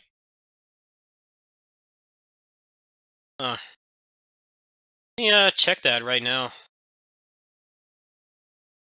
So I have a Best Buy on the other end of town. I can get there in like 20 minutes. I don't know if tomorrow will be the best day, but I don't have the cash for it right now anyway. I would have to do a donation drive.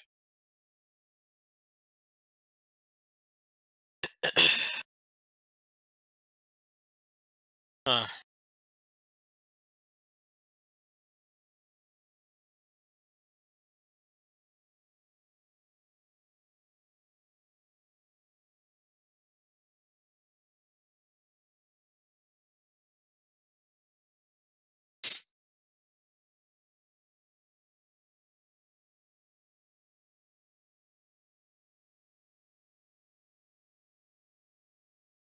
that's actually an excellent idea. I think I will do that. I don't know if they have any available, though.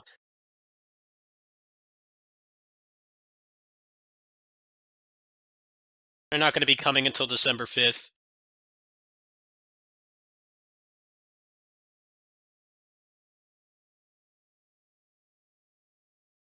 I don't mind paying for the child support again. I've done that with Joy-Cons. I spent a lot of money on Joy-Cons too, because those things drift after like 2 months of just casual gameplay. No, I actually did buy my last one at the store. They do have it.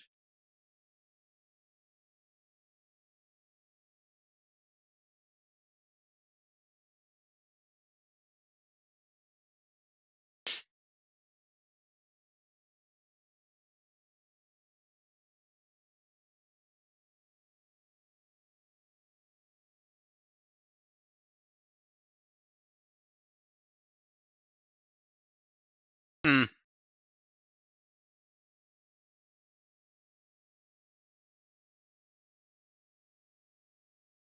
Alright, well, I will do this when I can.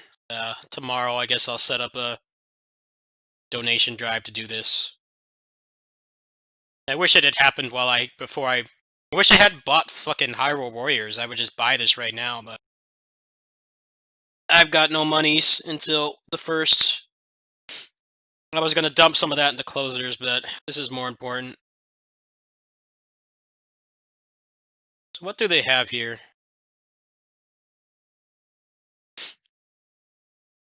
What is the child support for this? Because I have a warranty for the Joy-Cons too, because I was buying those things so much. Joy-Cons are a real piece of shit. I hate that controller. Not only is it like, not only does it have the stability of a wet paper bag, it gives me really bad cramps too. There's like no upside to that thing. The only thing that's good about it is it's not attached to the Switch permanently. You can take it off at least. That's why I would never want a Switch Lite. I've heard horror stories of the Switch Lite drifting. You have to send the whole thing in. But yeah, I save money overall buying these because it makes it so I don't have to use micro USB for anything. Micro USB is real garbage. Back when I was using PS4 controllers, I have so many cables in my room. I have them all consolidated in a bag, and they're all like bent or deformed in some way, just from like general normal person use. But for the purpose of using a controller, they really suck. You can't even use them to charge anything because it loses the connection. You don't want to be stuck in a situation where you use those things and it's something you need, like like your phone or your power bank or something, and then the connection just decides to crap out. I think they should just abolish micro USB. I think the fact that the PS5 controller doesn't use it is huge. That would mean I might actually get one of those controllers someday and just use that. I know that Steam like supposedly supports it already, but Sony is pretty whack, and they don't make drivers for the PS4 controllers. Whereas this not only has a driver, it also has built-in X input and direct input.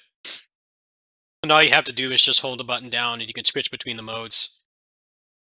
So for games that have really shitty controller support, most games support the PS4 controller natively now, but there's a lot that don't. It's really easy to get it set up. You just put it in X input mode. That should cover pretty much all the bases, except for weird stuff like Godfall and Magia X that have like really fucked up controller support. But it's really only been those two games that have been the outliers where I've had to do any kind of manual effort to get it working.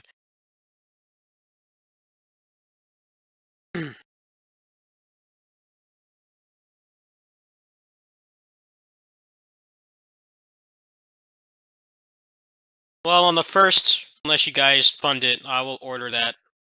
Then I'll buy the child support condom for it.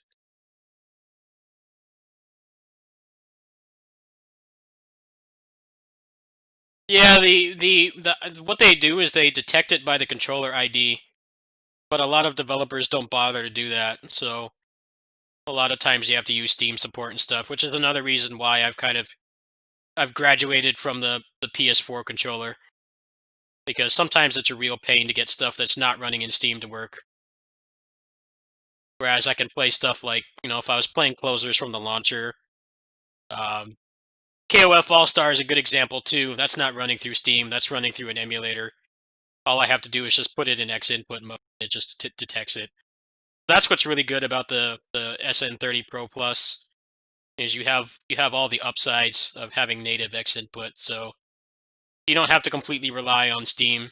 Steam fixes a lot of the problems with controller support, but there's the whole Epic Game Store. There's Origin. There's Blizzard and emulation and stuff that doesn't natively detect those things. So it's nice to have that little extra failsafe. What's weird is that indie games have a much better ratio of games that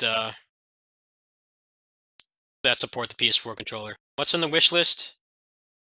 Colorful anime game.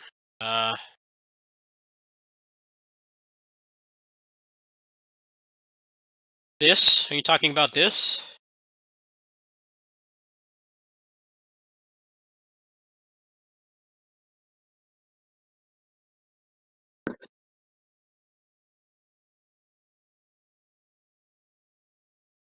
But this?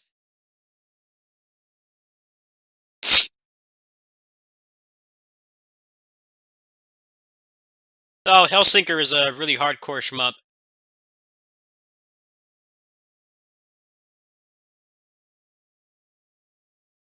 I hear this is like one of the best post-Cave era shmups, which is like... Actually, I don't know when this came out. I think this game is like a decade old, but Cave was barely making anything at this point. Last thing they put out was like a Kai Katana, like 2012. And they only do mobile stuff now. I hear this game is really good. I haven't played it yet, though. Yeah, I was kind of turned off by the fact that it was like... Apparently it's like really long. I tend to like shorter shmups like Crimson Clover. And it's only $10, so it's not like being on sale is really a big deal. I'll grab that when I have cash.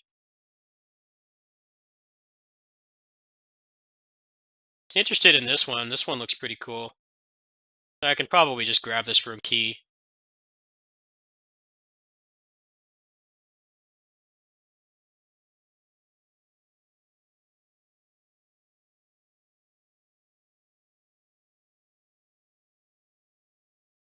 We've only done like one patch so far. Art style is not great, but mechanically it looks cool. I don't know, art style in shmups doesn't bother me that much. A shmup can have like skeletal animation. I'll still play it if it's fun. You really don't have a lot of time to focus on the graphics anyway.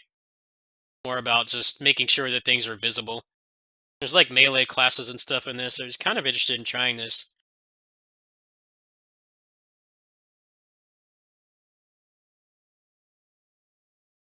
tell it's only made by like 2 people. They don't have like a pixel artist or something, but gameplay wise, that looks pretty solid.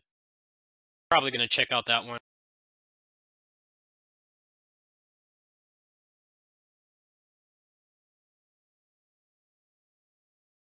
This hasn't updated in a while either. I'm kind of waiting for that one to get finished.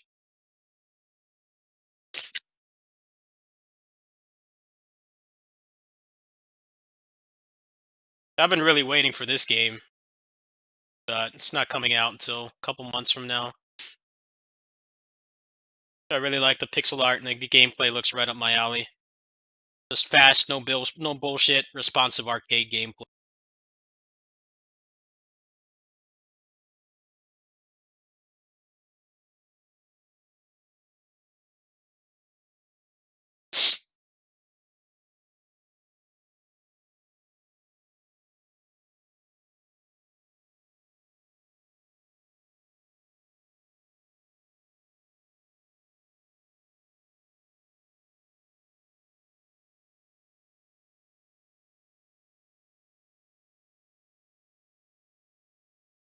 See, now this is a good trailer, and within like the first 3 seconds, it just shows you gameplay.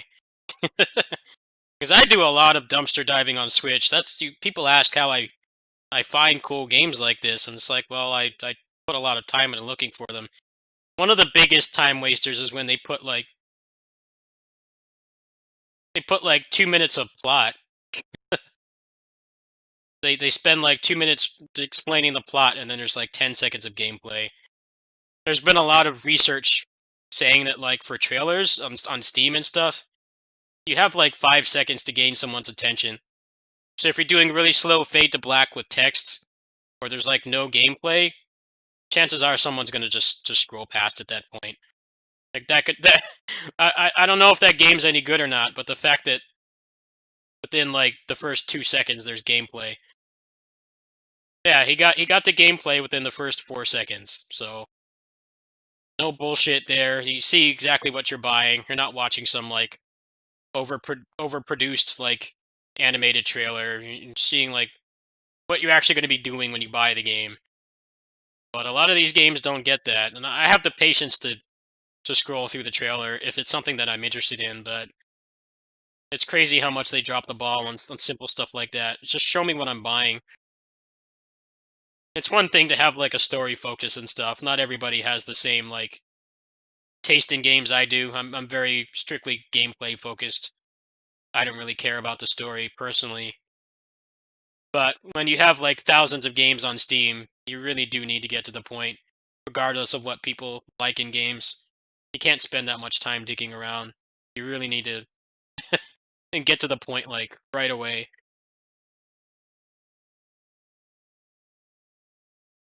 This one just got announced, but it looks really boring mechanically. Looks like just basic.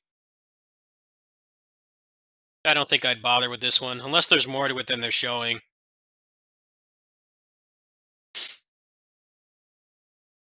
Looks decent, but I could just go play like an old game from the 90s and have the same gameplay. I'm looking for more at this point.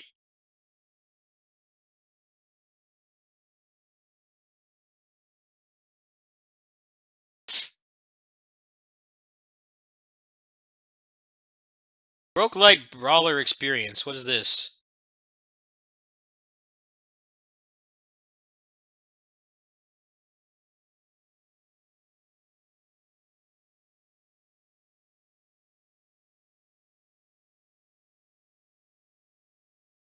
Sometimes it's sometimes Shakesman. Sometimes it's like 1 minute in they show gameplay, and they wonder why no one's buying it. Like, well, he didn't deliver anything in the in the first like minute of the trailer. You need to show the actual game.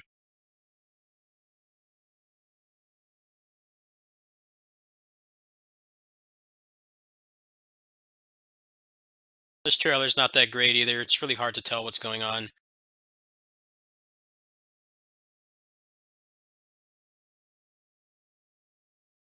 This looks mildly interesting, but I don't think I'd really like that one.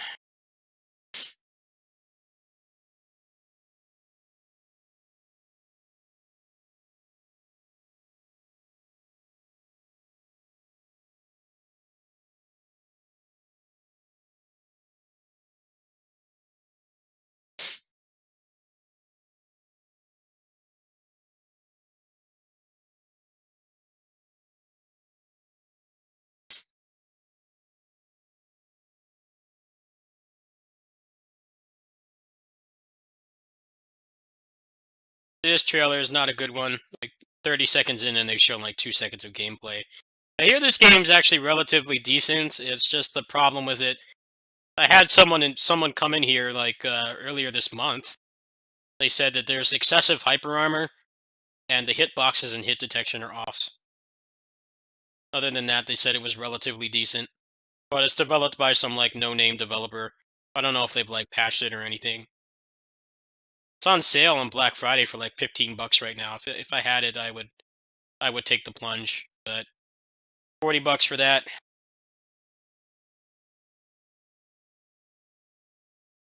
Battletoads was shit. I played this for like 10 minutes and deleted it. I wasn't really expecting much from it. I've never really been big into Battletoads. The only one I really liked was Battletoads and Double Dragon, which was, for the most part, an actual beat 'em up. That's like the most beat 'em up one out of all of them. It's a lot less mini games and gimmicks, but this one really doubles down on that shit with like auto scrollers and unskippable cutscenes and stuff. The gameplay was relatively decent, but I don't know. It just didn't grab me. But I guess people actually want all the gimmicks and stuff. I actually don't.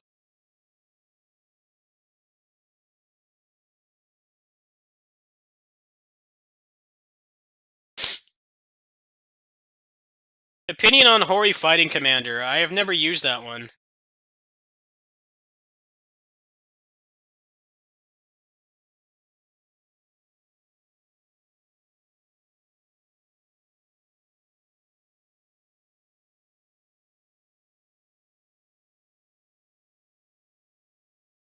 I'm kind of leaning more towards niche controllers because they're better than the mainline ones. But now that the PS5 controller does have Type C, I might actually give some more of those a chance. I'm really tired of micro USB controllers. It doesn't matter how good the controller is. If it's micro USB, I don't want it. Because I've been through way too many of those cables. There's way too many times where I'm stuck without a cable and I can't do anything. I can't play any games. I can't run the channel. At least with this, you know, the controller's kind of crapping out right now. I can still use it. It's just really awkward and I won't have the accuracy that I need for the kinds of games that I play.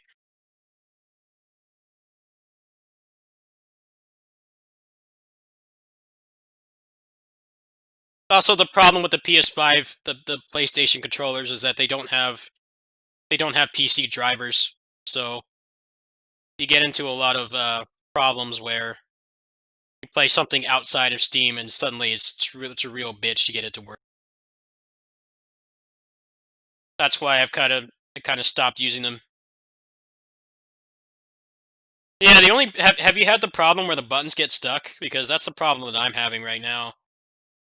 And I've been through like 4 of them, and I'm starting to get tired of it, but there's no better controller on the market that suits the needs of what I needed to do.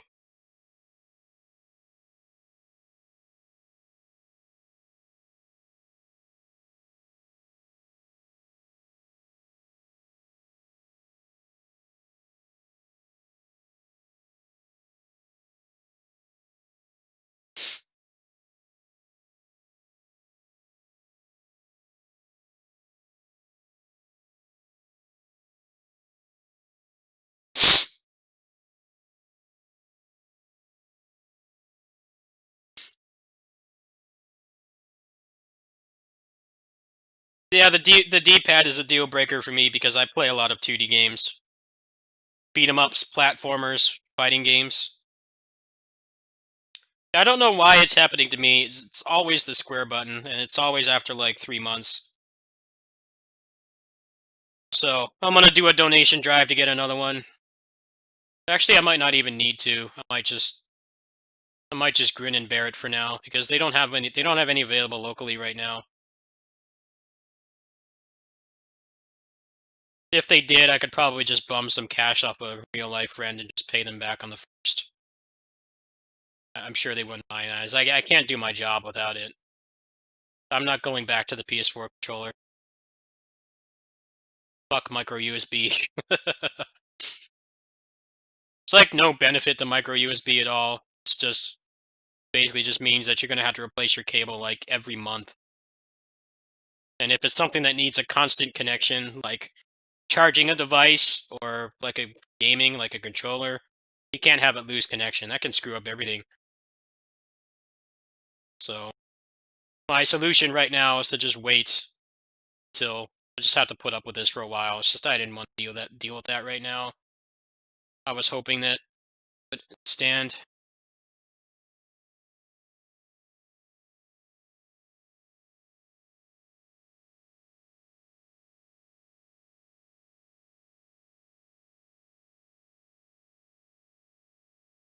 Micro USB is ass. Yeah. It's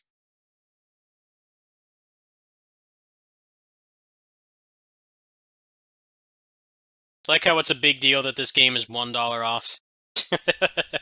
It's already $5. Like, like how much is $1 going to make people buy it? It's already about as impulse buy price as you can get. It's a big deal that it's 20% off. Meanwhile, this is like actually a pretty big deal. Doom Eternal for $20. That's a pretty kick-ass deal. But this is this is $1 off. Like, who cares? It's already like the price of like a burger and fries at McDonald's. Why is this a big deal? That makes no sense to me. Like, that's about as cheap as a popular game can get, $5. Why is that on the front page? It's like right next to it, there's like actual stuff that's actual good deal that you don't want to miss out on. But this is $5 to $4. Wow. Let me just open my wallet right now. I can't miss that deal.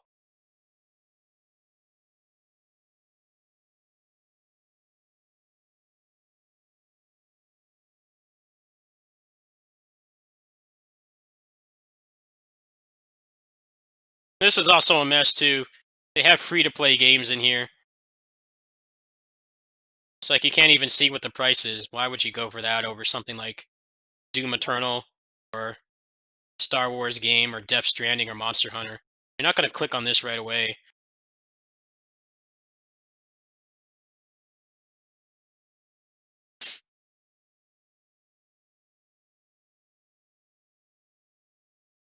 Steam is pretty terrible for visibility.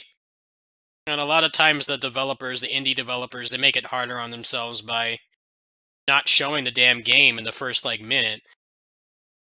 Is I spend a lot of time doing this. I don't always stream my dumpster diving. I usually dumpster dive off camera, but what makes it take longer is when you can't see the game.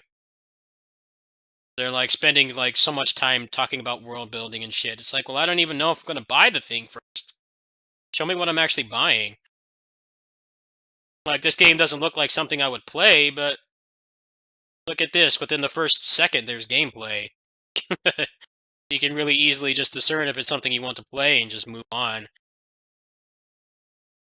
It's really annoying when I see something that might look interesting, but the trailer can't get to the damn point. Sometimes I would prefer a screenshot over a trailer that just wastes my time.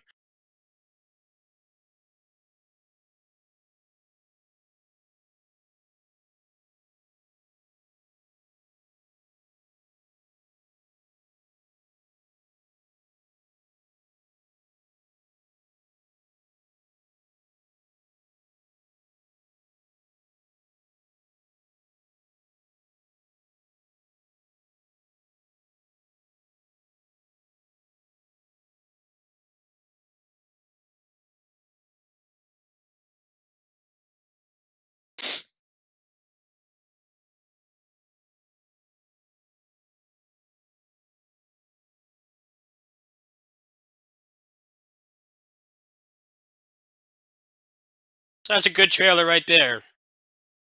Within seconds, it's showing the game. Another good trailer. 2 seconds to get the gameplay.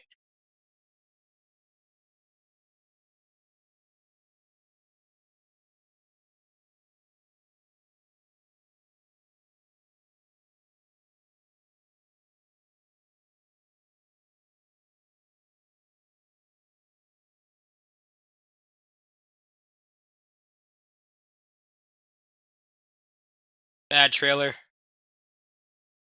Bad trailer. Not a single second of gameplay in 2 minutes.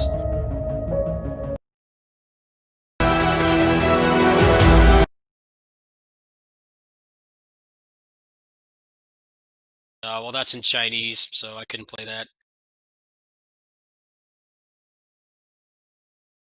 Looking for something in January. January, I have like nothing to play. December, I've got enough stuff to play. I'm mainly looking for something in January right now.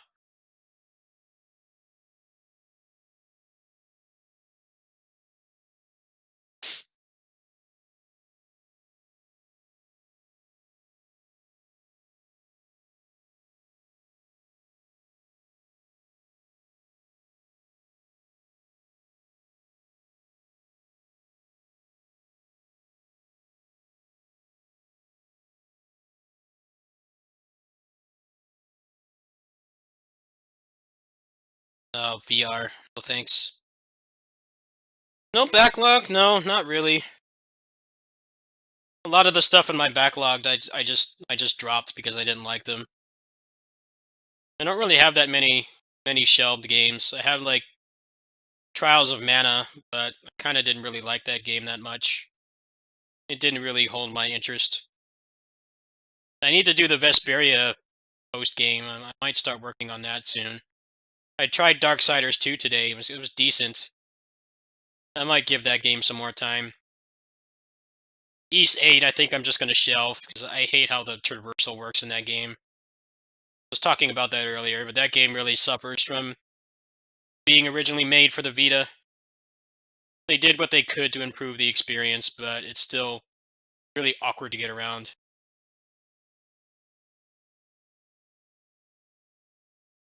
Well, this looked kind of cool until it got to gameplay. It looks like shit.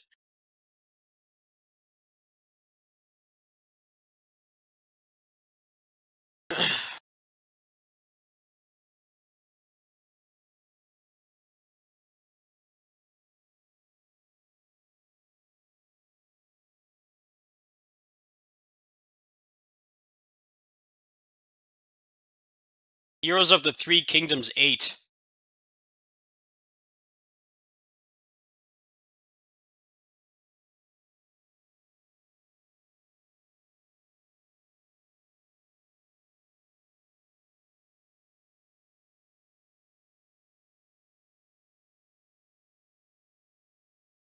Actually, I heard about this one. This one looks pretty cool. I might like this.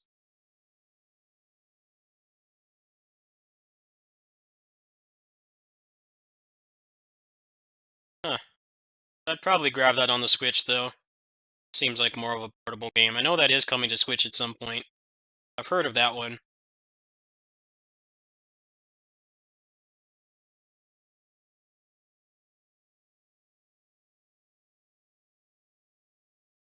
Pass on that. Waiting for this to come out. Been following this game for a while.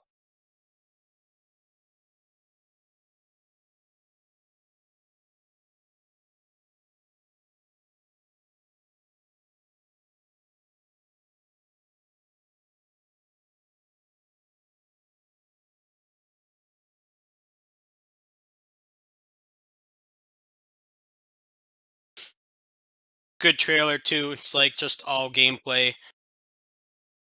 Not really long cutscene.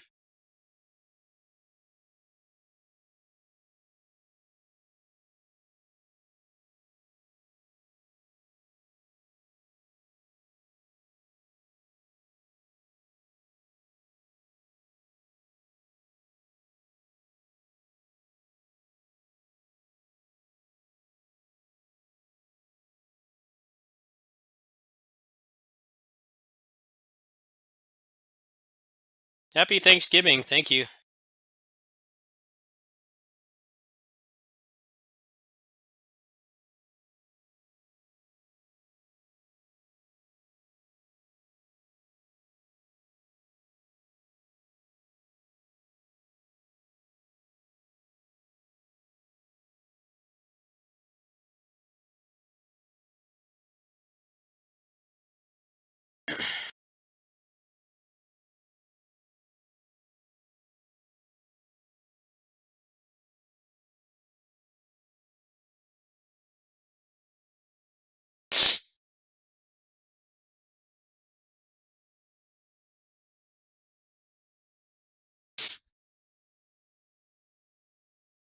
Oh wow, I'm all about this. This looks awesome. Oh yeah. Wish listed. Straight to the point. This looks really good. I like the art style too. How's the music?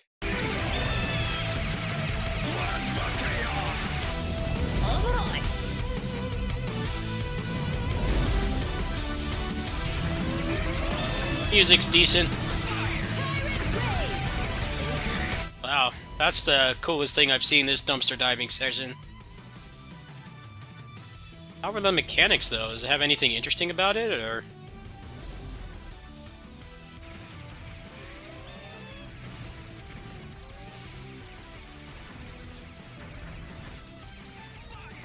Huh.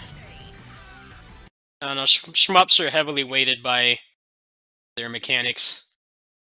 A lot of them are very similar. It's more about like, do you vibe with the mechanics, or is there interesting stuff outside of scoring? 'Cause I'm not good enough at shmups to really get into scoring and stuff.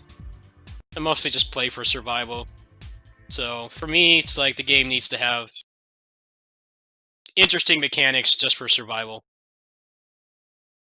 Scoring is really secondary to me. There's definitely some games like a lot of cave shmups too. They have like overly complicated mechanics, but it's really just for scoring. If you're just trying to survive, they're easier to get into. But they turn off people because they think that you need to do that. It's like the scoring is mostly just like once you're really good at the game, you have that whole extra layer of depth to it. But like Crimson Clover, I really like the new mode they added in that because it's got stuff like Auto Bomb and the Gradius power up system. It's really fun to play. Like, even if you're not like super hardcore at shmups. I've been playing shmups for my whole life, but I'm not like really proficient at them. That's the kind of stuff that I can get into. No, they don't have system requirements for this yet, but I won't have to pay for this. I'll get this for free from the partner program. Go away. I'll just cheat my file back. Do I watch anime? No. Not at all. I did when I was younger.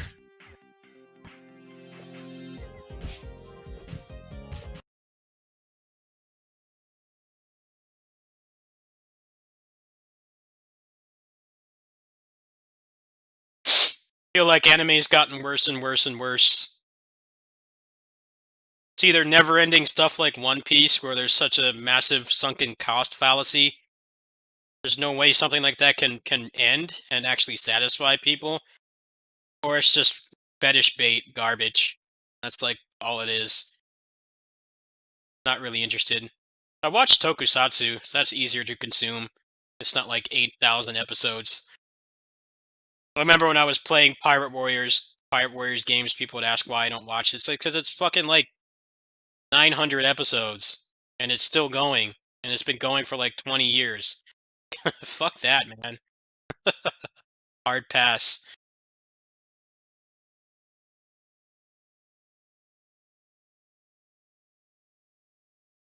Same thing with like Berserk. That's been going on for like 30 years. And the guy puts out like a chapter like every 3 months. I'm not a fan of like investing that much of my life into something, a show. At least with video games, the games are separated. If you don't like something, you can always go play the older ones, and there's the gameplay component to it. But like just watching something, I don't really want to get invested in something that's been around for like 20 years and still fucking going.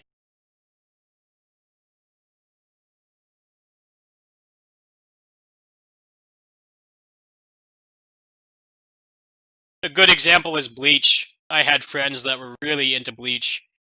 My roommates at the time were super into that, and they got burnt out by the 9 months of filler, and they didn't even animate the rest of it, and it just kind of abruptly ended because the Shonen Jump cut the author off.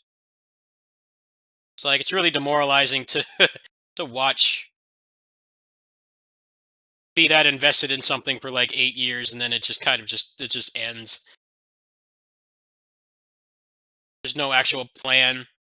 No actual plan for it to end. A lot of them are just like written as they go, and they draw it out as long as possible until it's like not popular anymore. Yeah, they really liked Bleach, but then they stopped liking it when they went into filler for like almost a year. It did like a year of just like Seinfeld type episodes where nothing was happening and they weren't adapting the comic anymore. And then I think they like rage quit the anime shortly after that too, so that made it that made it sting a lot worse for them. I saw them after I moved away from them. I saw them like 2 years later after the anime stopped, and they were pretty pissed off. They were watching it every week and everything.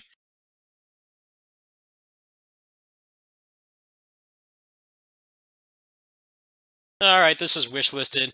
That looks like something I'd play.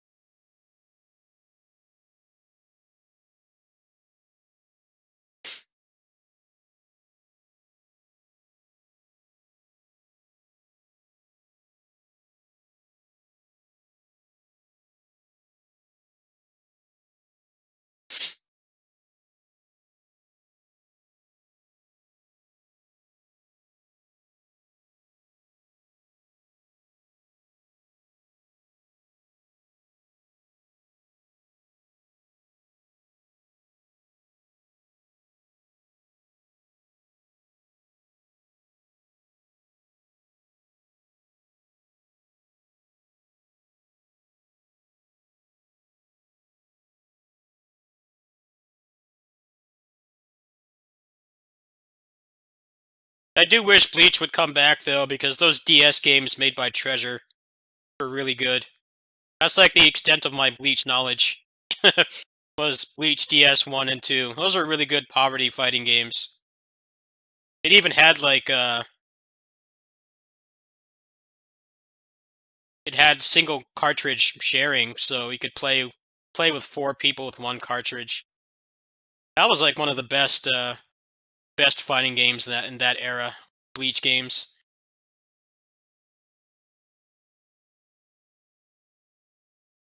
All the other Bleach games are like pretty low quality, but those were good. Those were like some of the last games Treasure made too. They stopped making games past that point. Those were some of the last games they put out before they just started just making nothing.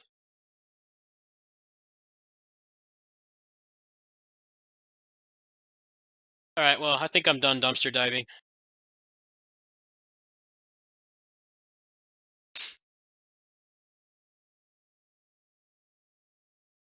I saw like only 2 games that dumpster diving session. It's really not much going on in the gaming world right now, at least for what I'm interested in. Kind of a dry period. A lot of it is the transitional period with new consoles coming out, and then COVID, of course, is pushing things back. I know the Cuphead DLC got pushed back, which was pretty obvious because they hadn't shown any gameplay in like months. I don't think anybody was actually expecting it to come out, but they still have to make that announcement, which really sucks for the people that are waiting for it.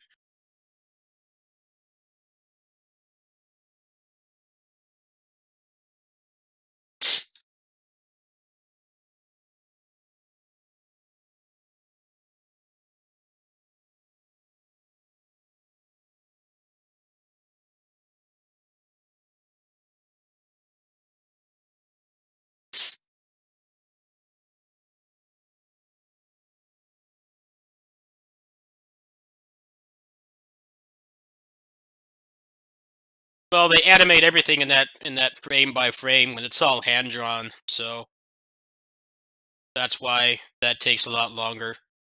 There was that game that like tried to copy Cuphead, but they used skeletal animation, so it looked really bad. That's part of what makes Cuphead stick out, is that they actually did do it the hard way. But the problem is it takes them a really long time to get anything out. Skeletal animation is the easy way to get your game out, but it makes it look really ugly in my opinion. It's really only a couple games I've played that really pull it off. Mechia X does a decent job, but it still looks like your attacks don't have much weight because of the whole puppet flash animation. Wonder Blade does a pretty good job too. That game actually has really good skeletal animation. I got a review key for that, and that actually has really good skeletal animation. It's really hard to come by games like that, though. Usually it just looks like a really shitty Flash game from like Newgrounds or something. And it really makes the game not really attractive to look at. But hand-drawn animation is really expensive. Pixel art is getting a little bit cheaper because you can find just random people on Twitter and just commission them to make the pixel art for you, and it's like way cheaper. I like the way that Streets of Rage 4 looks too. It actually looks really clean. I would have preferred pixel art for sure, but I think to attract a wider audience, I think they needed to make it hand-drawn. A lot of people have a stigma towards pixel art, which is kind of weird because pixel art ages way better than 3D models. That's why like PS1 and N64 games are like unplayable now. The models look bad and the games run at like 20 FPS and they're sub HD, but like a pixel art game can still look good at that resolution, especially if you have a good CRT and you have like scan lines and stuff. Those games still look perfectly fine, but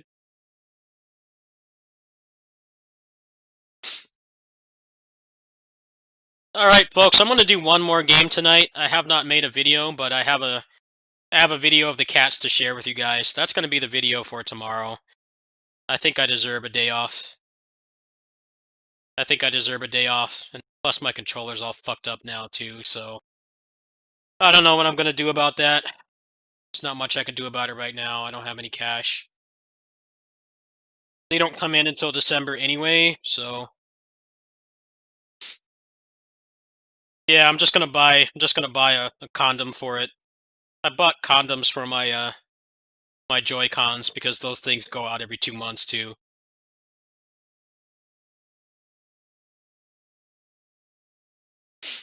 Let's see what I feel like playing to close out tonight. I'm gonna take my meds and go to bed.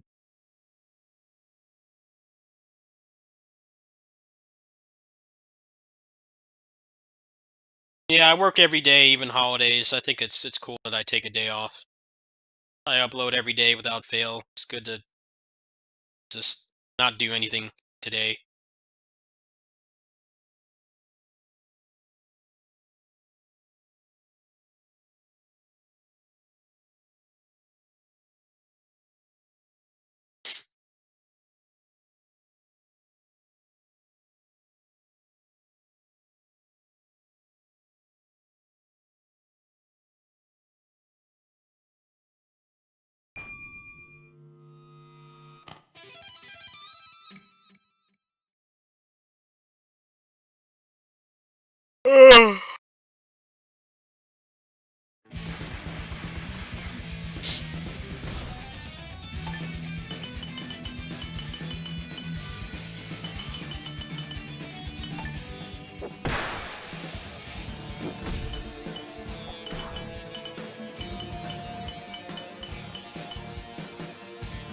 Oh, whoa, it's running at like 700 FPS.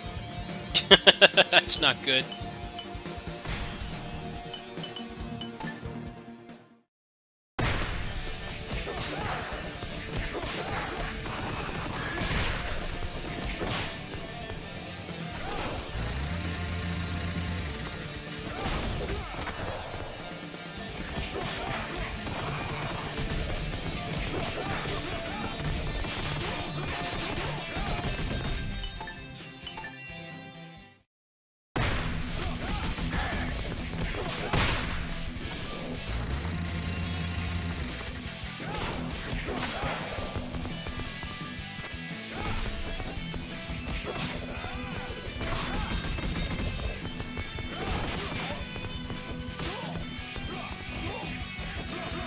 Yeah, the button's getting stuck.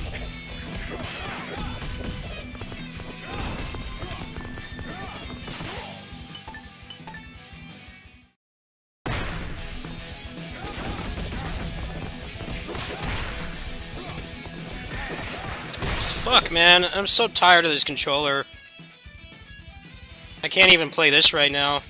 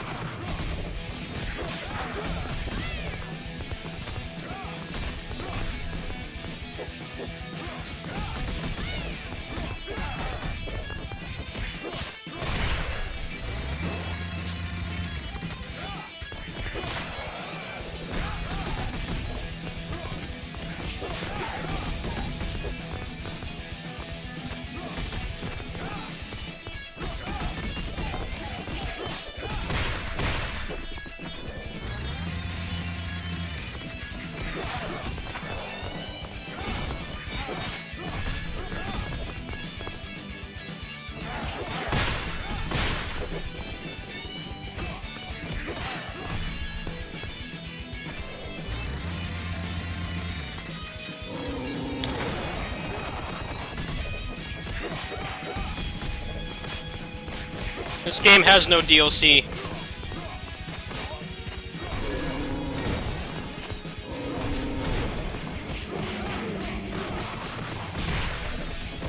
I wish it did.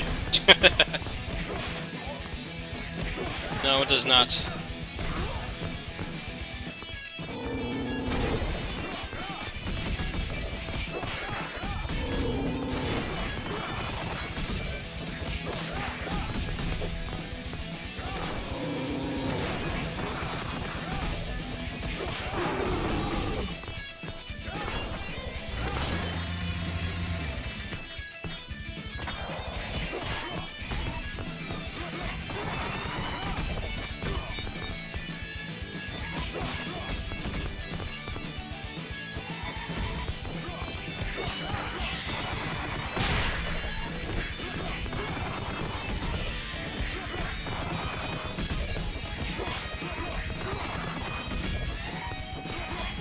Damn, these parries! Doing pretty good there for a while. I haven't played this in a few months. A little rusty.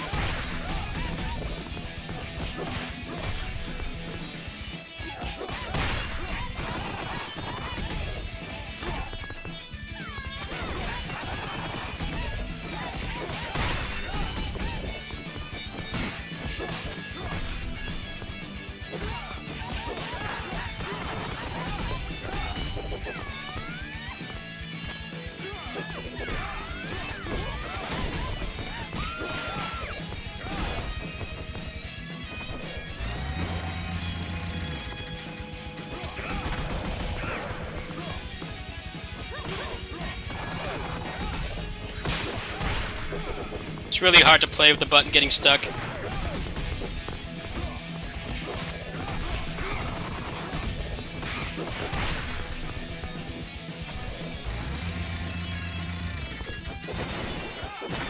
Ah, didn't parry.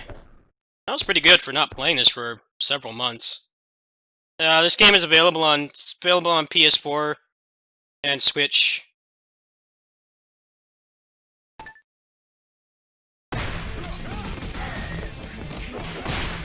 The only benefit to this PC version is the fact that it has uncapped frame rate. which is nice for this game because it's a 2D pixel art game. So having 144 FPS just makes it feel better, especially when you have it on turbo.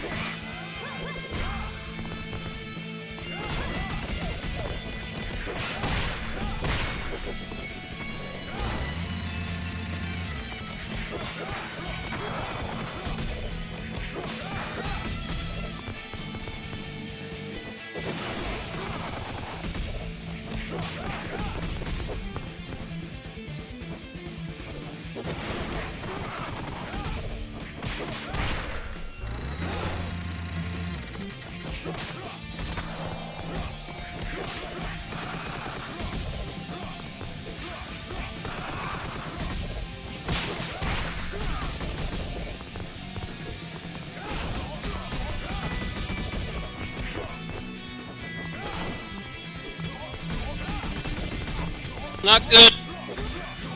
Fuck.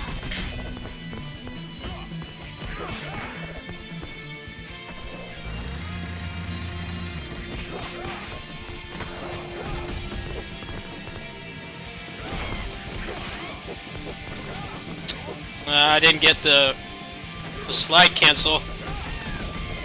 Ruined this room completely.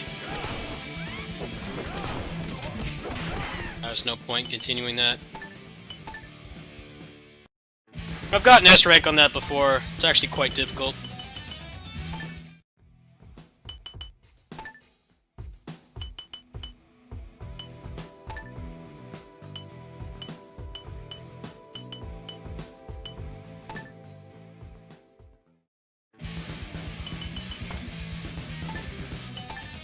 Main advantages over Fight and Rage over Streets of Rage 4 is universal running.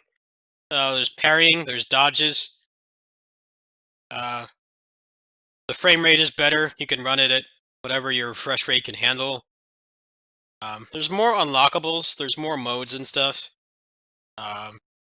One of the biggest problems with that game when it came out is it's a bit on the long side. The pacing is not the best.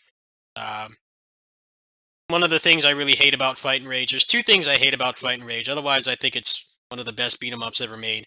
The first thing is that the end of the game are some of the longest levels, and you have to go, they're on the end of every path, so Death Island and the final level are always the same length.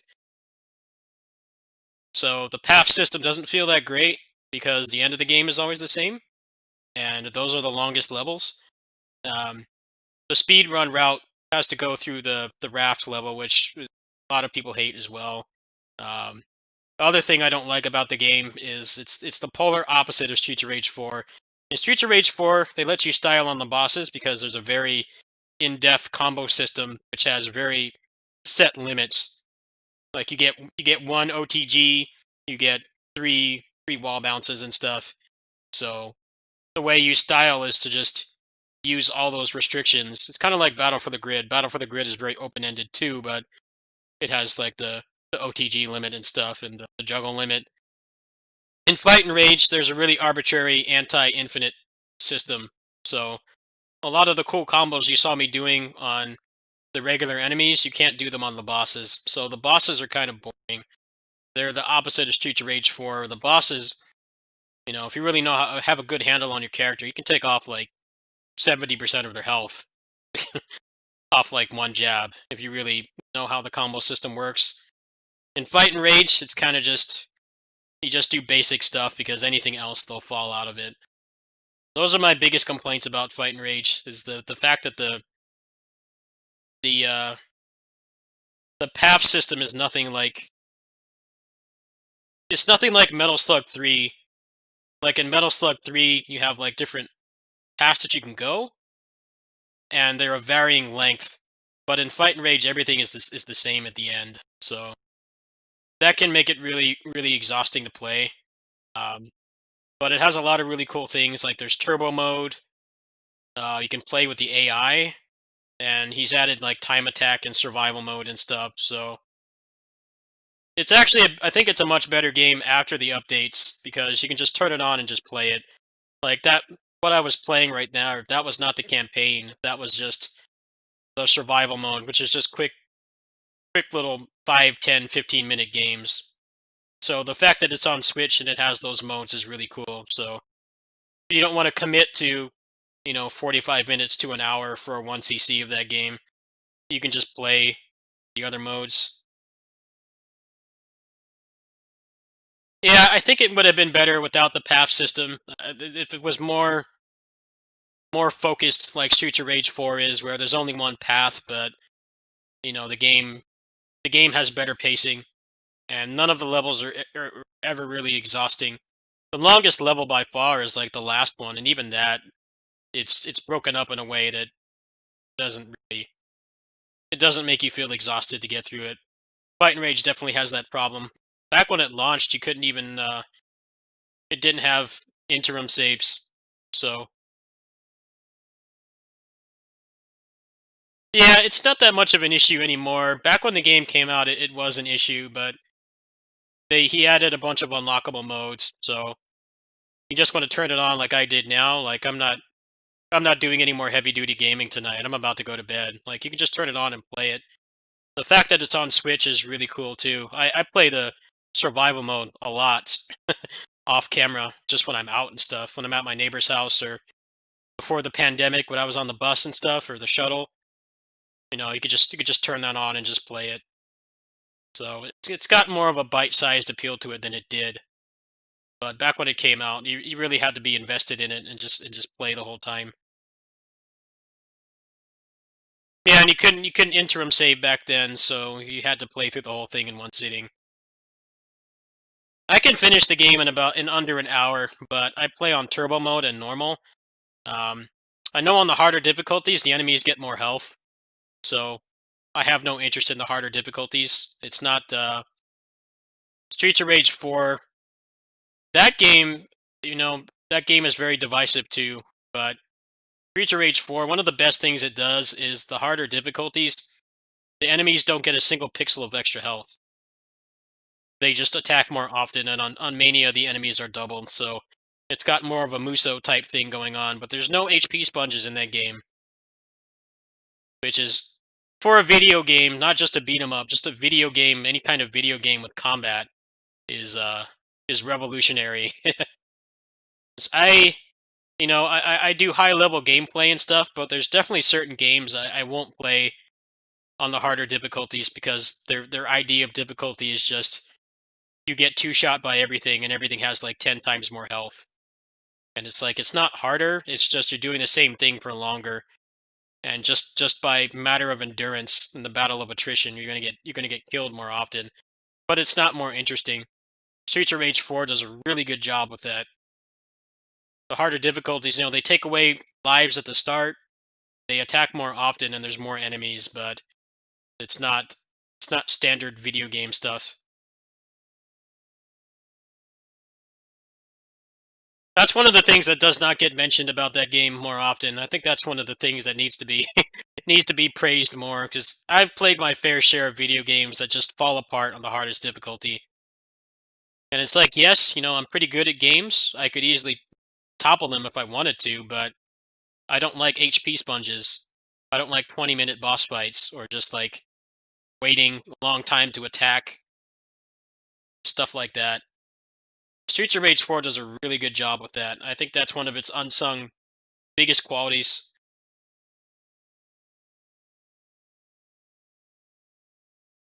Yeah, but that's not, you know, you can still beat her down quickly. So it doesn't really matter that much. It's legitimately harder, but she doesn't have like 5 times the health. So it evens out, in my opinion. Now, if it was like standard video game, generic video game difficulty where they had like 10 times the health and they do like 3 times the damage, then yeah, that would totally kill the game. But the fact that it doesn't is pretty huge. They did a lot of things right with Streets of Rage 4. The biggest thing I hate about it is the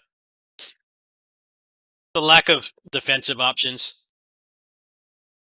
I don't think Fight and Rage or Streets of Rage 4 are objectively better than each other. They have pros and cons. Streets of Rage 4, learning the combo system actually means something. In Fight and Rage, it doesn't because the boss fights don't let you do anything past just like 10 hits. I feel like he could have, if he does make another one, I would like it to be like Streets of Rage 4, where you can combo the bosses and you can do really crazy shit on them, but you actually have to know what you're doing. You can't button mash, and you have to actually understand the combo system. You have to work around the limitations. There's a hard limit on everything. Your OTGs, your wall bounces and stuff. The only thing that breaks the rules, the OTG rules and stuff, is the star moves. Which I really like. I think it's cool that they let you style on the bosses, but you have to work for it. Like, if you just button mash, then the bosses are going to take a lot longer. It actually really reinforces learning how the combo system works, working around the restrictions and getting as much damage as you can. Whereas in Fight and Rage, it's just, you just do the basic combo into a special, and that's it. It gets kind of boring. The fact that you can parry and get your special bar back does help, but that game has a pretty cool combo system. You only have like, you know, 5 or 6 moves or whatever, but they all work really well. And there's lots of really unique ways that you can use them. Like you saw me doing there. With Norris, if you if you slide and then cancel it into the Tatsu, it actually goes across the whole screen, and it sucks the enemies right next to you, so you can combo after them. There's lots of really cool tech that you discover in that game. There's no leveling up or progression or anything, but there's like different ways that you can use the small tool set you're given for different situations. That's what feels really good about it. But the pacing and the bosses not really letting you do any of that stuff is kind of what bogs it down, in my opinion. Apparently, he's not doing Fight and Rage 2. He's doing something else. He hasn't said what. I think it would be wise to just make a Fight and Rage 2, but who knows what his next game would be. Possible he's making another beat 'em up, but he's just not doing Fight and Rage again. But the endings in Fight and Rage kind of imply that there was going to be a sequel, but then apparently there's not. He made his money back on that game. The game was profitable within the first few months, which is pretty cool.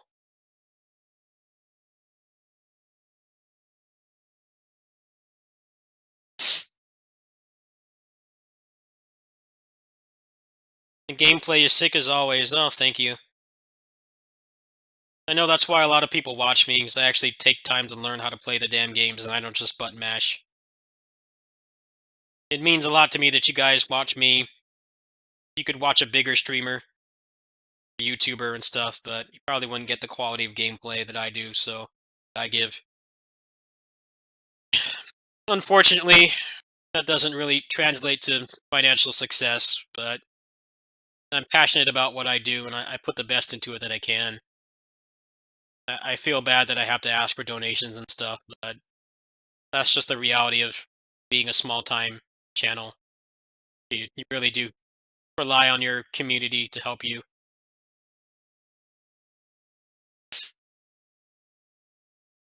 Yeah, I don't understand that either. He said he's doing something else. I don't know if it's going to be like another beat 'em up or something. Yeah, he made his money back, and then it got ported to consoles, and it's made a decent amount of money there too. The console ports are very good as well. There's nothing wrong with them. Really, the only benefit you get from playing it on PC is just high refresh rate support. So, if you have a 144 hertz monitor like me, the game feels even better. Especially with turbo mode, it feels really responsive. But other than that, they're pretty much perfect ports. I would recommend the Switch one because, like I said, there's more easily consumable ways to play the game now. Like that mode I was just playing, there's time attack and stuff. It's like the perfect game for the Switch. Oh, also, there's no, actually, I'm wrong. On the PC version, you can use remote play together or Parsec, and you can play online. I've actually done 2 playthroughs of the game on this channel with people from the community on Parsec. So those are the only 2 benefits, really. Frame rates above 60 FPS and Parsec or remote play together. That's basically it. Are 2 pretty big things if you consider it. Yeah, I do not get what I deserve. Like right now, I'm considering doing a donation drive to get another controller. So otherwise, all my Patreon funds are going to go to that, and that's really going to suck. I kind of need that money for closers. As those deals are expiring on the 3rd. I don't have that much time.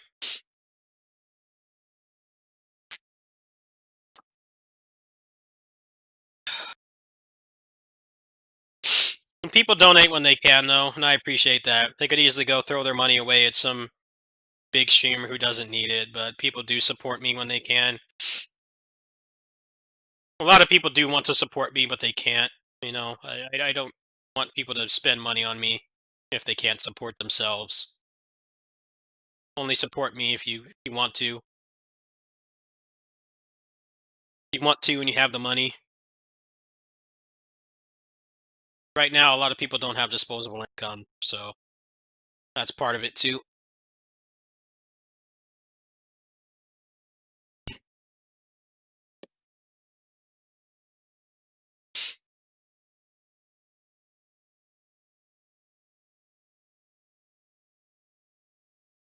Yeah, I have the consistency, I have the video quality, I have the gameplay, but I just don't play things that are popular. I play things that I believe in. One of the most successful ways to be a streamer is to be a variety streamer and just play whatever's popular. But I've never had any interest in doing that. I would rather play things I'm actually interested in and promote things that those big guys don't do. That's kind of the benefit of what I do. But generally, a lot of the big streamers, they don't stick on one game for a long time. They just play whatever's new. It's a lot harder to be a specialist and specialize in things you actually like instead of just whatever the flavor of the month is. Yeah, Avengers was like the flavor of the week. People played that game for like a week and then stopped because it falls apart after you finish it. And the viewership interest just dries up at that point. Single player games only have like a shelf life of like 2 weeks. Stuff like Streets of Rage 4 and stuff, like that game actually had several thousand people watching it when it came out, which for a beat 'em up is crazy. But it all dies off after 2 months. So those big channels, they tend to play musical chairs pretty much. They'll play something until they exhaust it and then move on to the next thing. That's like the real way to make money, but I don't like doing that. I like playing things I actually enjoy. I don't waste my time with shit I don't like, you know. I can drop a game really quickly. It doesn't take much for me to drop a game. I don't force myself to play shit I don't like anymore. I made the mistake of doing that when I was younger, several years ago on the channel, and it just reflected in my videos. I wasn't passionate about them. I was getting pissed off playing them, and now I'm just at the point where if I don't like it, I just flush it. Period. You know, Avengers I liked to an extent, but the end game is just broken because the loot is bad and there's no content. So I uninstalled it. And I'm playing mostly closers, and I'm kind of looking at some other stuff I have installed. That's just basically how I do things. I play it until I'm interested in it, and if I don't like it, then I move on and I tell people what's wrong with the games, and people seem to really appreciate that. It's just unfortunately it doesn't make me rich.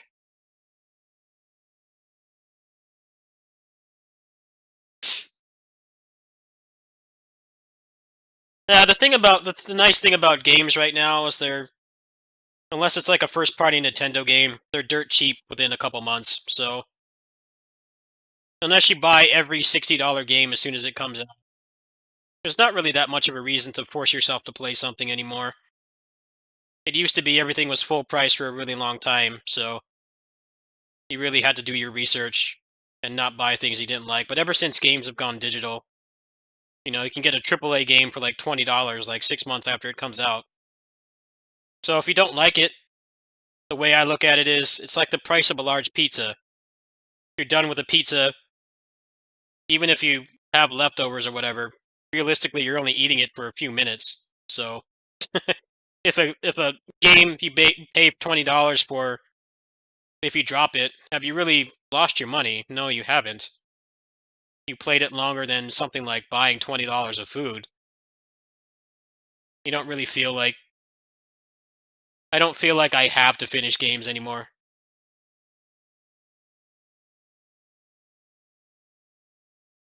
I'll drop a game instantly. I'll drop it on a dime if I don't like it. There's no reason for me to stick around.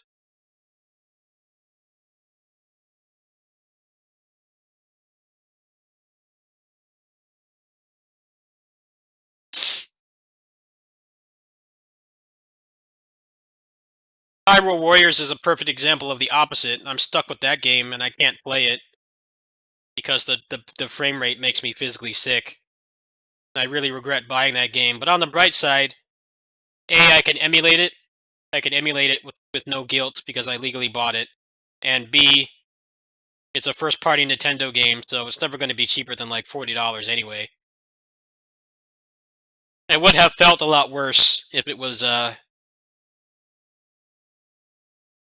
like anybody else but a first-party Nintendo game, because I could have just waited until it was $20 and it wouldn't have been out that much money. But the fact that it is one means that I didn't really lose much, because their games like never go on sale, and the cheapest they go is $40, and that's like Black Friday pretty much only.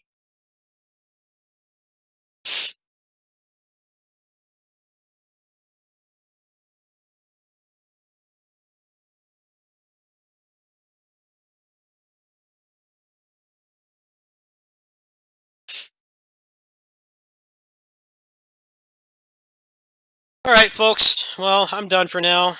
I might wake up for Closer's Raid. I might try out some of the other games I played today, but my controller's fucked up, so it greatly limits what I can do. So if you guys want to support me, I will definitely buy a warranty for this one. I'll buy a condom for this one. There's my link. If you want to hook me up. It'll either go towards Black Friday purchases for games and stuff. There's a lot of games on sale right now, or the controller. If you guys want to support me, there you go. Like what I do and everything. I'll catch you guys, I don't know, some point later today. Thanks for watching.